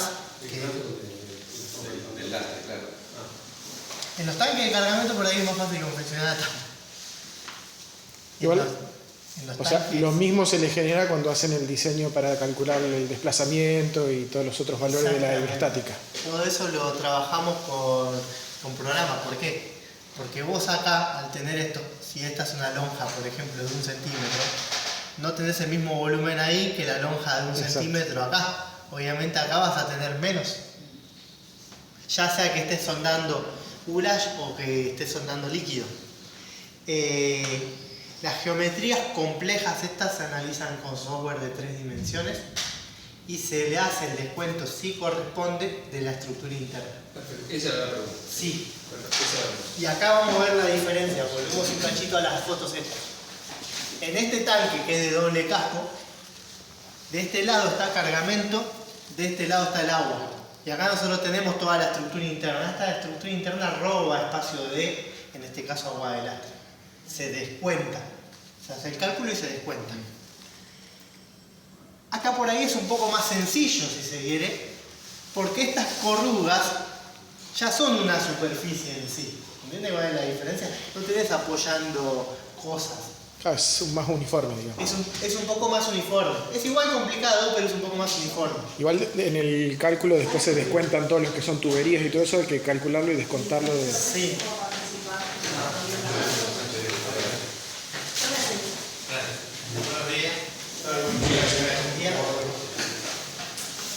Entonces, ya al buque lo asisten con las tablas para que haga el cálculo de... El proyectista te tiene que dar todas las tablas de sonda del distinto tanque. Sí. Eso no exime de que hay veces que se suelen desconfiar a veces de esas tablas y se mandan a empresas tercerizadas que hacen el cubicaje de tanques. Pero yo no sé cómo lo hacen. Yo tengo entendido que hay empresas que se meten acá adentro y hacen el cubicaje e incluso... Sí, por lo general las tablas vienen de tipo SGS o Bureau Veritas o... Claro. SGS se dedica a hacer eso, por eso estaba pensando en SGS para hacerte esta aclaración. Creo que más que nada lo hacen por las normas que siguen. Lo que pasa es que en el caso de buques que transporten productos derivados del petróleo, como entran a las terminales, se les pide el vetting y son bastante exigentes con todas esas cosas.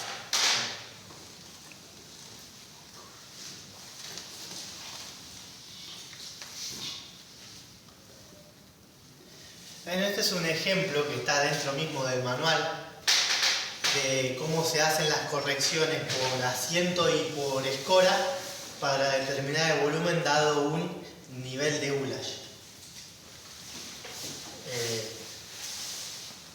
Se entra con la altura. Obviamente el Ulash está medio que a un cierto intervalo uniforme. No me acuerdo si son 1 centímetro o 2 centímetros. Nunca te da exacto.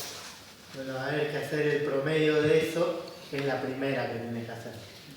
Después, tampoco te va a dar exacto el trim, el asiento que tenga el buque. No puede, si no, eso es un libro de más de 1000 páginas.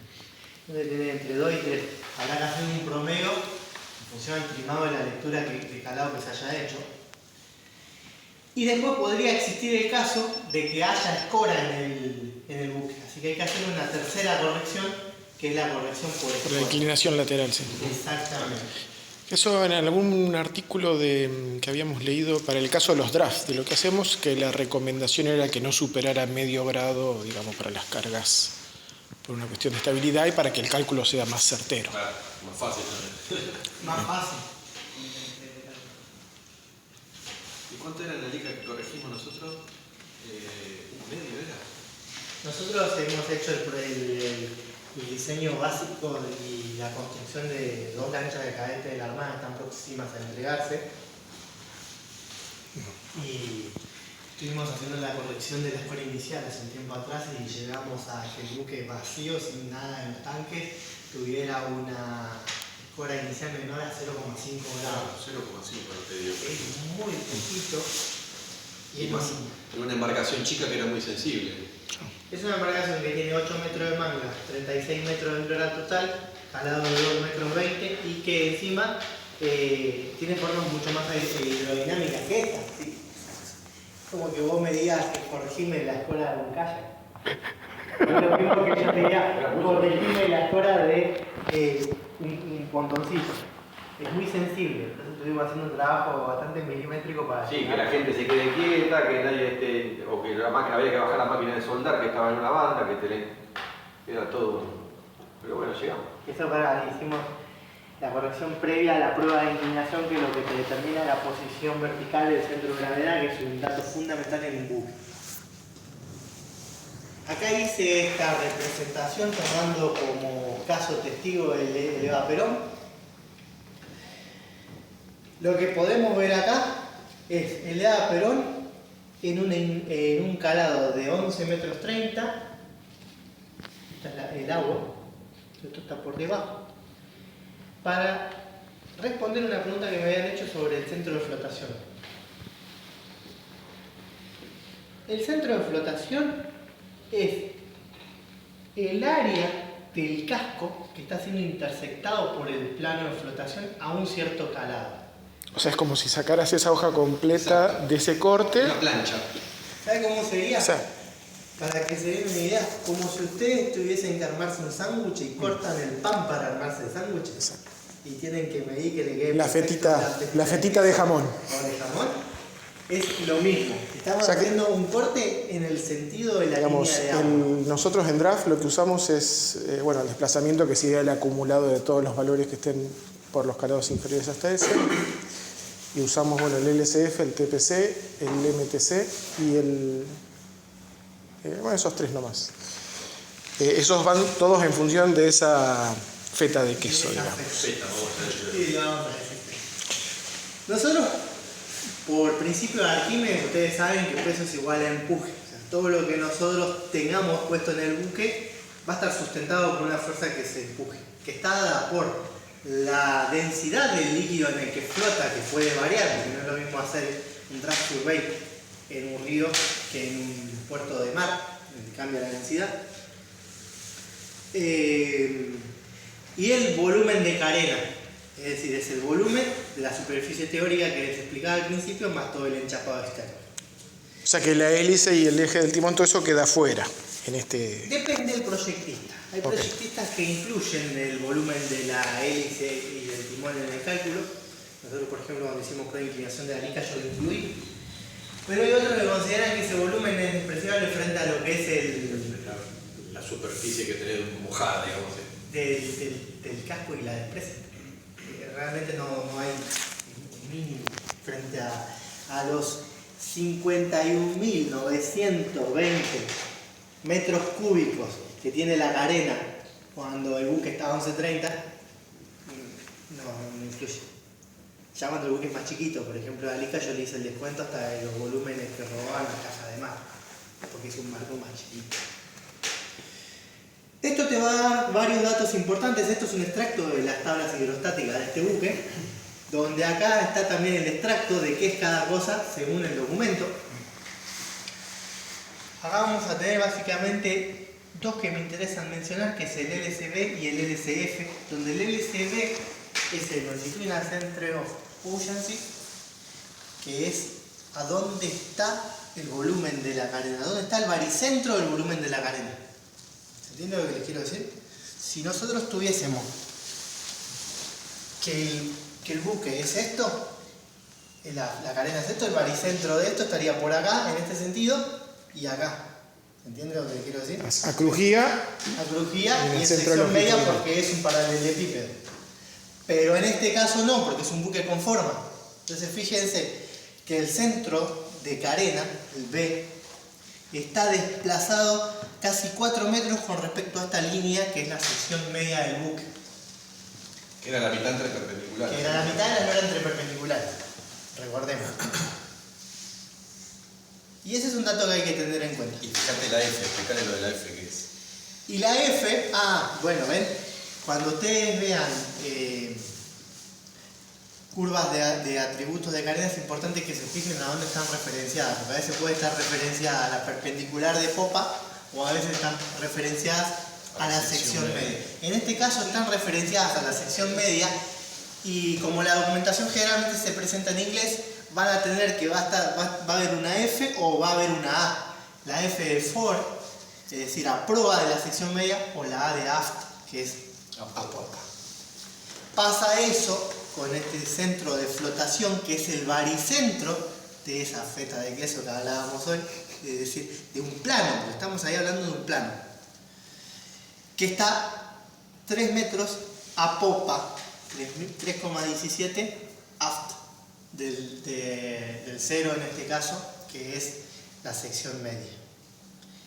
Todas estas informaciones lo saca el proyectista actualmente utilizando programas específicos. Anteriormente todo esto se hacía a mano y a través de integración aproximada, método de Simpson, de Chebyshev y algunos otros, que realmente cuando uno hace ingeniería naval en la facultad, la primera vez lo tenés que hacer a mano. Sí, sin Excel. Y sin Excel. Entonces, a calados bajos, el centro se va a ir desplazando hacia proa. A calados bajos, el centro de flotación se va a ir desplazando hacia popa. A calados bajos hacia proa. Porque tenés el bulbo de proa, que te da más volumen en proa, y a popa tenés toda la chupada de la hélice que le saca volumen. Entonces el centro de flotación no. De carena. De carena a calados bajos se va para proa. Sí. En la teoría, siempre y cuando nosotros trabajemos con lo que sería un plano de flotación paralelo a la línea base. Claro. Si tenés asiento... Carena derecha. Claro, a carenas derechas. Sí. Yo enseguida le dije no a popa, porque lo habitual que sucede, que cuando nosotros tenemos bajo calado en la vida real, no desde el punto de vista teórico, Se asienta. el buque se asienta. Claro. Ahora vamos a ver cómo está el Evaperón flotando y el B, por primera condición de equilibrio, el B va a tener que estar en la misma línea donde está aplicado el centro de gravedad G del buque en esa condición particular de carga. Recuerden que el buque va a tener tantas condiciones de carga como la mínima de buque vacío y la máxima de calado máximo. En el medio podés tener de todo, dependiendo de cómo vayan las segregaciones de tanque y dependiendo también de que no es lo mismo cuando el buque zarpa que cuando el buque llega a destino. con el consumible. Sabes que este razonamiento viene porque hoy comentó Flavio el tema de las tablas de los buques chicos, que te pueden venir, te vienen sin ningún tipo de regla mnemotécnica aplicable para poder hacer el cálculo en forma normalizada. Hay que razonar e interpretar la columna para ver qué signo es el que se le aplica en función de si el centro de flotación está hacia proa o popa respecto del centro. ¿Y qué son pesqueros? No, Vulcario. Vulcario, perdón. Vulcario, para hacer draftsur. Por eso la regla de calados bajos hacia proa es algo que por ahí aplicaba en mi forma de estructurarme para poder armar. Sí, guarda que si está popado y según la forma y los tanques que tengan popa, te puede engañar también, Lo ¿no? que pasa es que para la aplicación del draft survey ya lo haces sobre la pregunta de cadenas derechas. Pero hay que tener cuidado con eso porque el centro de flotación F, que se usa para la corrección de asientos, no necesariamente puede estar a popa cuando el buque esté apopado. Eso Claro. depende de este plano de Claro, flotación. sí, Eso hay que tener cuidado. Pero sí, te da una idea.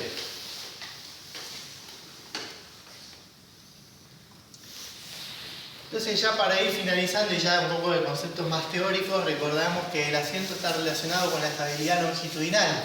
La magnitud es en grados, si no en diferencia de popa y proa. Va a estar dada entre la diferencia de los calados de popa y proa. Si la diferencia entre ambos es 0, el buque no posee asiento. Si el calado es de proa es mayor que popa, ya esto todos lo sabemos, el buque tiene asiento negativo o está trimado por la proa by bow, en inglés para no encontrar esa denominación. Y si es caso contrario, va a estar apopado. Como podemos observar, G y C en este caso, porque esto va a diferir de acuerdo a la bibliografía que ustedes usen para referenciarse. C hablan de centro de carena, pero lo más habitual es encontrar B, que es centro de buoyancy. Igual estamos usando ese librito, el de Mandeli. Ah, el de Mandeli. Sí. Se encuentra así, mirá, lo traje acá por si había La vi. Es que obviamente tenemos libros que son de comunidad superior, pero digo que cuando Sí, volvemos a Mandeli. Trabajo acá. El hombre también, usted trabajó acá. Yo trabajé acá. Esa es la consulta que yo le quería hacer, ¿en qué parte? Porque no recordábamos. Yo trabajé del 94, del 84 al 86, era jefe de soldadura, estaba en estructura. Y en el 86 pasé a buques militares como jefe de buque de las corbetas. Claro, estaba en una tridente en ese momento. ¿Cómo? En el 84-86 estaba con una tridente. No. En el 84 estaba, en la grada 1 estaba el Gran Malvinas. Ah, el contenedor. Y en la grada 2 y en la grada 3 estaban las corbetas. Estaba la parte y la roca. Y en el muelle estaba la Espora, Sí. la Rosales Sí. y el Espino. Y la goma roja todavía no había arrancado. La goma roja todavía no había arrancado. Qué bien, ¿sabes? Año 84, hace 40 años. Bueno, ahora lo va a ver un poquito cambiado. Recién estuve con Graciano. Sí. Y él cumplió 50 años. Y sigue, ¿eh? El túnel en el tiempo, ¿no? Sí, hace 20 que estamos nosotros acá. Sí. Así que bueno, hay que recordar que así como hay estabilidad transversal, que son los primeros capítulos de Mandeli, ya que todos lo conocemos, la estabilidad longitudinal va a estar dada por el GML, en la distancia del centro de gravedad. Por eso yo le hablaba hoy de las pruebas de inclinación, que son muy importantes para determinar el KG, que es la posición respecto de la quilla del centro de gravedad. Y el GM es un indicativo de la estabilidad del buque. Por lo general se habla mucho de GM en el sentido transversal, no tanto en el longitudinal, porque el buque tiene una altura metacéntrica bastante alta, del orden de la eslora, en cuanto a GM. Sí, se los recordaba, porque cuando uno trabaja con cosas que tengan asiento, hay una cierta implicancia de la posición M, que es la posición metacéntrica, porque es a través del cual el buque gira. Es un punto alto, es imaginario, uno no lo ve. Pivoteo. Pivotea. Y acá abajo va a pivotear con respecto al centro de flotación F. Eso les explicaba hoy dónde estaba. Recordar también que empuje es igual a desplazamiento, es decir que hay una sustentación, que el volumen de carena por la densidad del agua va a ser igual a lo que pesa el buque. Ahora, ¿Por qué está estandarizado a 1,025 el cálculo para el desplazamiento en función del volumen que está calculado? si uno quisiese hacer las cosas como En las corresponde, tablas. uno tendría que ir con un densímetro. Claro, tomar la densidad del agua. Eso sí, pero en la tabla, digamos, ya viene estandarizada a 1,025, digamos, para facilitar las cuentas para los que dedicamos esto. ¿Qué es la densidad promedio del agua de mar? El agua de mar. El agua de mar tiene sales disueltas, que es un poquito más densa que el agua que el agua del río, que normalmente anda en 1. Hace un tiempito atrás nosotros hicimos la prueba de inclinación y tomamos la densidad de nuestro río y estaba en 0,9991. Era 1, pero... Por el polvo de suspensión. Nosotros que hacemos draft en Copetro hemos encontrado desde 0,995 hasta 1,00 algo. Nosotros en Dotsú tomamos 1. 1. Nosotros en Campana la tomamos siempre y va entre 0,996 a 998. Claro, acá, como lo hicimos nosotros y el laboratorio de control de calidad lo pudimos calcular, tomamos en un frasquito. Es más, sacamos la muestra y en el momento se analizó. Sí, en el momento se analizó. No hay que hacer corrección ni por temperatura ni por nada. Acá medí, delante del inspector registrás el valor. Lo que pasa es que la marea, a medida que te vas para afuera, en el estuario, la marea ya entra a tallar con el agua salada. Vamos mezclando. Claro. ¿Pregunta? Entonces. No, después. ¿Cómo se llega al cálculo del MTC? Que es una de las cosas que venimos trabajando y todavía nos cuesta razonarla en completo. Ahí llegamos a eso. La filmina que viene creo que ya habla en un momento de asiento unitario. Entonces nosotros lo que vamos a considerar para el cálculo del asiento es que vos no agregaste ningún peso. Obviamente agregar un peso también puede producir un asiento, pero produce un incremento del desplazamiento, porque vos ya es algo que le estás poniendo. Y ustedes cuando llegan, ya ese algo ya está. No agregan ni sacan nada en el momento en el que se hace el draft survey, así que esa parte no la hagan. Claro, está arriba, ya está. Así que es este el caso. ¿Qué pasa? Ese peso se va corriendo y hay una traslación de pesos que va a mover el centro de gravedad de una posición fijada, que era con el buque con asiento 0, a una nueva posición, generalmente a popa, que indicamos como G1, que es cuando hay un apopamiento. Esto es algo que en la realidad no se da así, sino que es algo que ya se da en simultáneo. Vos movés inmediatamente el buque toma asiento, pero para poder interpretarlo hay que tomarlo así, de G a G1. Al irse a una nueva posición G1, el desplazamiento por primera ley de equilibrio, empuje y pesos tienen que estar en la misma vertical. Así que B, la resultante del empuje, va a cambiar también esta posición. Para que pueda cambiar B, tiene que haber un cambio en la forma de la carena. Es decir, tendrás, como B, no se olviden que B es el centro de volumen. Volvamos a los ejemplos fáciles. Si fuese una esfera, B estaría exactamente en el centro de la esfera. Y no se modificaría. Bien. Acá se ve, perdón. Fíjate que acá, cuando cambias el volumen que estaba acá, levanta y también te cambia el volumen en popa. O sea que el B va a estar permanentemente modificándose en función de lo que está sumergido. Lo que Mandel o algún libro de arquitectura naval suele denominar como la cuña de inmersión y la cuña de emersión. Nosotros tenemos que emerge la proa y se sumerge la popa.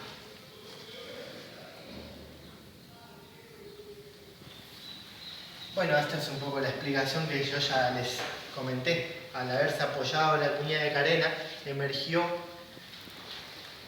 la de proa y la FF1, que sería la de popa, se sumergió. El buque cambió su escalado, pero sigue pesando lo mismo. Esto quiere decir que los volúmenes de ambas cuñas son iguales y que el punto sobre el cual el buque giró longitudinalmente fue F1, centro geométrico del área del plano de flotación. El área del recorte ese que hicimos al principio, que vimos en la foto.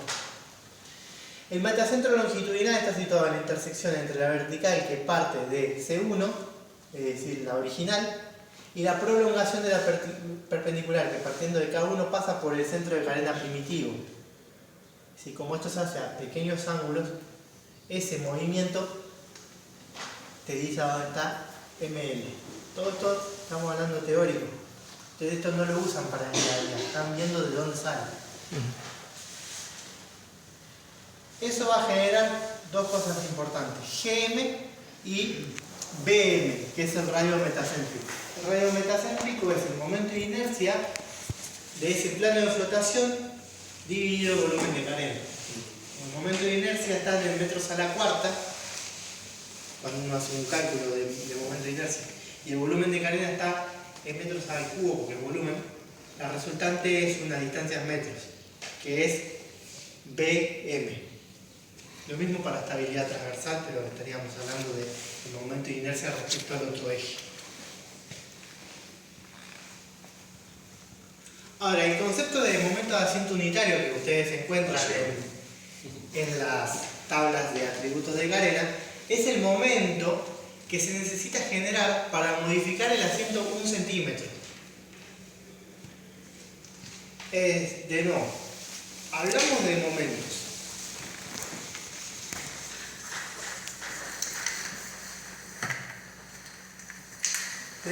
La palabra momento es un poco, si uno no está familiarizado, vamos a plantearlo como algo así, como un brazo de palanca. Nosotros tenemos un apoyo y tenemos una tabla sobre esto. Si vos aplicás una cierta fuerza, esta fuerza la tenés que considerar con respecto al punto de apoyo una cierta distancia D. ¿Y qué va a hacer? Va a hacer pivotar hacia acá. Momento, entonces, es una fuerza por una distancia. ¿Qué va a pasar? Yo si quiero generar un movimiento así, puedo poner una fuerza muy grande cercano al centro o una fuerza un poquito más pequeña pero alejada. Concepto de brazo de palanca. Las dos pueden llegar al mismo momento. Es decir, que el momento tiene que ver con dos conceptos, tanto la fuerza y a la distancia a la que se aplica. Que si una sube, la otra baja. Claro. Para mantener el mismo momento. Y en función de la tabla, digamos, ¿cuál sería el punto físico donde se calcula la fuerza necesaria, digamos? ¿Alguna de las perpendiculares de exteriores o...? Nosotros el momento de asiento unitario no lo tenemos referenciado a un punto. Sí. Vos tenés el barco en carena derecha, ¿no? Bueno. Sabés que con la carena derecha tiene un desplazamiento tal, que sale por la tabla de carena derecha. Si vos querés saber cuál es el momento de asiento unitario para la flotación esa, tomás un peso de 1 tonelada, cualquiera que esté en el barco que lo pueda desplazar, y lo desplazás una distancia, 1 tonelada por una distancia. Cuando vos observás un cambio en el asiento de 1 centímetro, el momento de asiento unitario para esa flotación coincide con 1 tonelada por los metros que lo desplazaste. Y esos son los tonelámetros. Ese es el momento de asiento unitario. No sé si se entendió. Me explicó perfecto. Es lo que está en la primera siguiente.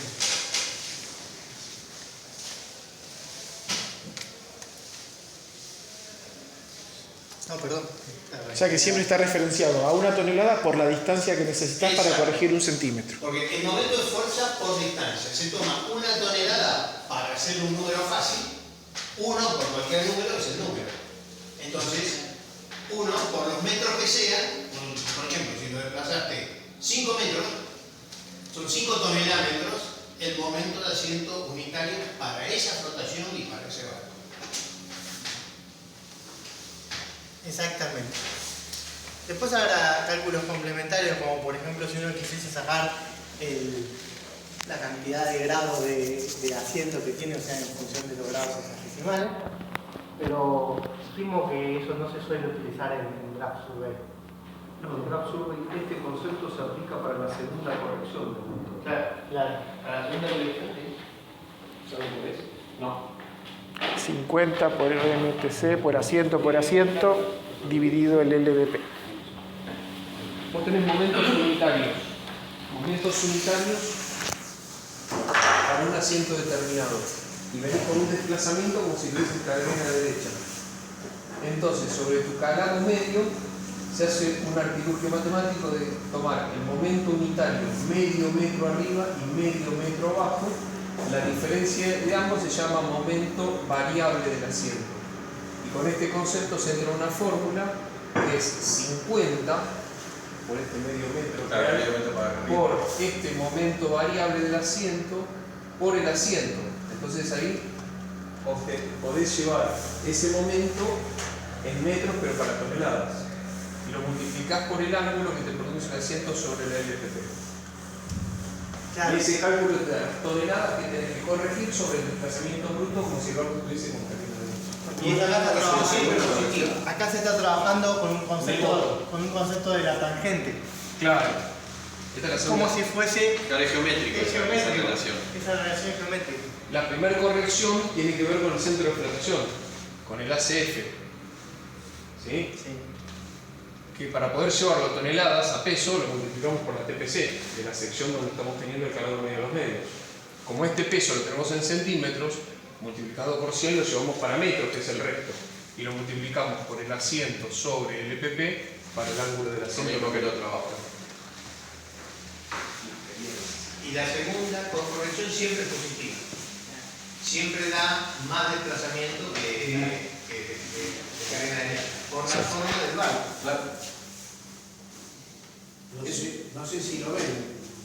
¿Lo explico eso? Es un ajuste sobre el desplazamiento, en definitiva. Es ajustar por dos convenciones el desplazamiento bruto de tabla y para esa llevar a la condición de flotabilidad del buque. ¿Y esas convenciones de dónde, de curiosidad, ¿no? ¿De dónde o cómo las determinaron? Salen de la arquitectura. Sale todo del plano de línea de la tabla de puntos. Ahora, ¿cuál es el concepto? ¿Me permite? Sí, claro, el concepto es este. Ahora tenemos que entender por ahí nosotros cómo es el... Nosotros hacemos todo esto y después no lo usamos. O te damos las herramientas para medir, no para corregir. No, es que nos dan todas las herramientas. Claro, nosotros lo único que hacemos es tomar la información y conocer la Biblia. Sí. Hablamos de la segunda corrección, la primera ya la hicimos. Me llama la atención el número. Cuando nosotros le damos un asiento a esto, para cualquier lado, como la forma de los barcos generalmente tienen más volumen hacia arriba, a medida, o sea, A más flotación. esta sección, esta área de flotación tiene mucho más área que una así. Entonces, ¿qué pasa? La cuña esta y la cuña esta siempre lo que se mete adentro del agua es mucho menor de lo que se saca. En la segunda corrección estoy hablando. En el caso del submarino es al revés. El submarino tiene como una flotación así, y si le damos un asiento, lo que se mete En proa es mayor que lo del popa. Entonces, con una forma de lomo de tortuga como el submarino, la segunda corrección daría negativa. Pero como los barcos tienen forma de palangana, siempre da positiva, la segunda. No sé si se entendió. Sí. Por eso lo multiplica 2 veces por el asiento para que en caso de que el asiento sea negativo pase a positivo, y por eso multiplica por 50 para generar el metro de coso. Sí, es una ecuación de momento. Va al cuadrado porque vos la distancia longitudinal la tenés que tomar 2 veces. O sea, sale de la fórmula, pero el concepto geométrico es para cascos con forma de palangana, la segunda siempre metes más de lo que sacas. Lo contrario es en el submarino. No sé si se entendió. Sí, está claro. Bueno, con esto ya acá terminamos la presentación y tendríamos que ahora ir para... Tenemos 10 minutitos, ahí se si quieren ir al baño.